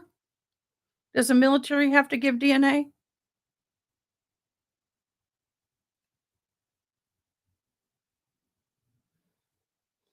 If the military has to give DNA, then one of them's DNA will definitely be there. I'm not doing a good job with my lips tonight, y'all. It's hard to do on a screen like that. Mm. Oh, you're welcome. Haley Mouse, I know some of them had to take in the case in order to rule them out because of possible. Yeah. Oh, please do. Hey, you ought to go on last night. I read February of 20 through current, all of Sarah Boone's, behavioral notes. I read them all to y'all. I read them all. And y'all, Sarah Boom Boom has some problems. She got some issues going on. Um,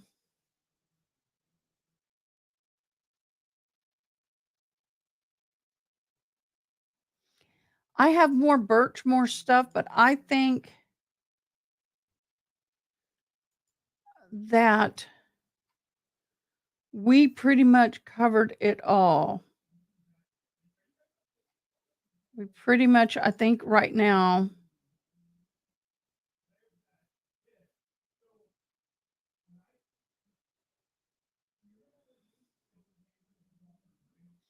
my dog is snoring. I got one document, but it's like 20 pages. Oh, it is wild. Y'all, it's wild. When I say wild, I mean wild. That woman has diarrhea of the mouth. She gets in trouble a lot for talking when she shouldn't be. And she's really a nasty little wench to the poor officers who are caring for them, and she's just horrible. I I I if I worked on that unit with her, oh my gosh. One time she refused to obey multiple times, and I would have had my hand on the mace immediately. I would have maced her.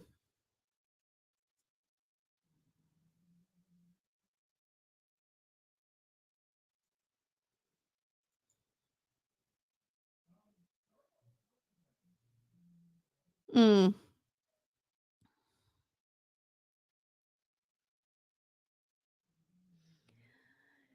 There is just so much, and obviously, this is a huge I can take this banner down because I just was because of the content, I didn't want someone to hop on and be offended. So it is now 10 o'clock my time. I appreciate all of you hopping on. Um, I have done 3 lives today. I do have more homework to do. I have oh, wait. Don't tell me I've got new documents that just popped up.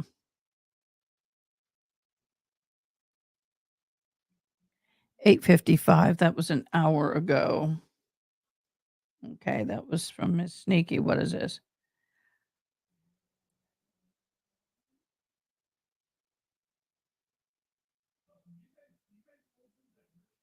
Okay, so our little truth fairy is gonna be continuing to look for the unredacted copy of this. They are fabulous at this work, and I love them dearly, and I will bless them sometime. Yes, we are going to be on at 7 o'clock Central Standard Time. Some of you, that's 6 to 5 in the morning, some of you, that's 8 in the morning. So tomorrow we have a huge hearing with the new attorney for Sarah Boone, and it is sure to be a showdown. Oh, go I know Haley Mouse, I'm shocked you're still on. So, you guys, before you leave, thank you guys for subscribing. I greatly appreciate it. We recently in the last month or so got monetized. Our memberships start at 99 cents, go up to 9.99, and at the 4.99 and 9.99 version, every month you have the membership lives. We are getting ready to start merch. We're getting ready to do a bunch of cool new things. So please get your memberships in so you can be the first part of that because once these things start launching, I'll open it up for all members at first and before I open everything up to the public. You guys are amazing. I love you. I appreciate you. I can't do this without you. So I just want you to know I don't take you for granted. And I appreciate it because you have time that you can be spending with family and other people, but yet you chose to spend it with me. And I'm greatly appreciated. Yeah, Haley Mouse. Well, you can always do the replays, and I will miss you, but we will appreciate the replay. Thank you for sharing your morning hours with us. Definitely. Ronnie, thank you for being a fabulous mom. And of course, Miss Sneaky Side, she's not on right now, but thank you for being a fabulous mod. Miss Sneaky Side is really amazing. We really appreciate her. And Miss Ronnie is our research queen. She is the research mod boss. And so if anybody is interested in being a mod or a researcher, um, we are taking, when I say applications, it's just figuring out your availability and what you can do and what we can work out together. So if you're interested in being a part of our team, please go to our Discord, which I don't have up, and I should have it up, but I don't. Ronnie, can you hit that Discord for me? It used to be in my ticker, but I don't see it anymore. I don't know if it went bye-bye, how it went bye-bye, but it did. So if you can just throw up our Discord real quick, or do I need let's see if I can get it. Oh, there it is. Data. Invite people, copy. I got it, Ronnie. There's our Discord. Please join us over in Discord. We've got a members chat. You can connect with me individually. We have an American Sign Language interpreter that comes on during the day and helps me out. I am deaf without my hearing aids, so she interprets for us. So please come join our family if you are interested in it. Okay, you guys, guess what? Guess what? Mama said it's time for bed. So I got to go to bed. Y'all be blessed. Remember, smile at somebody who's not smiling at you because they're probably having a worse day. Love on each other and be kind to each other. We only walk through this world once. And I'll see you guys 7 o'clock my time tomorrow morning with bells on, makeup on, and a ton of coffee. Good night.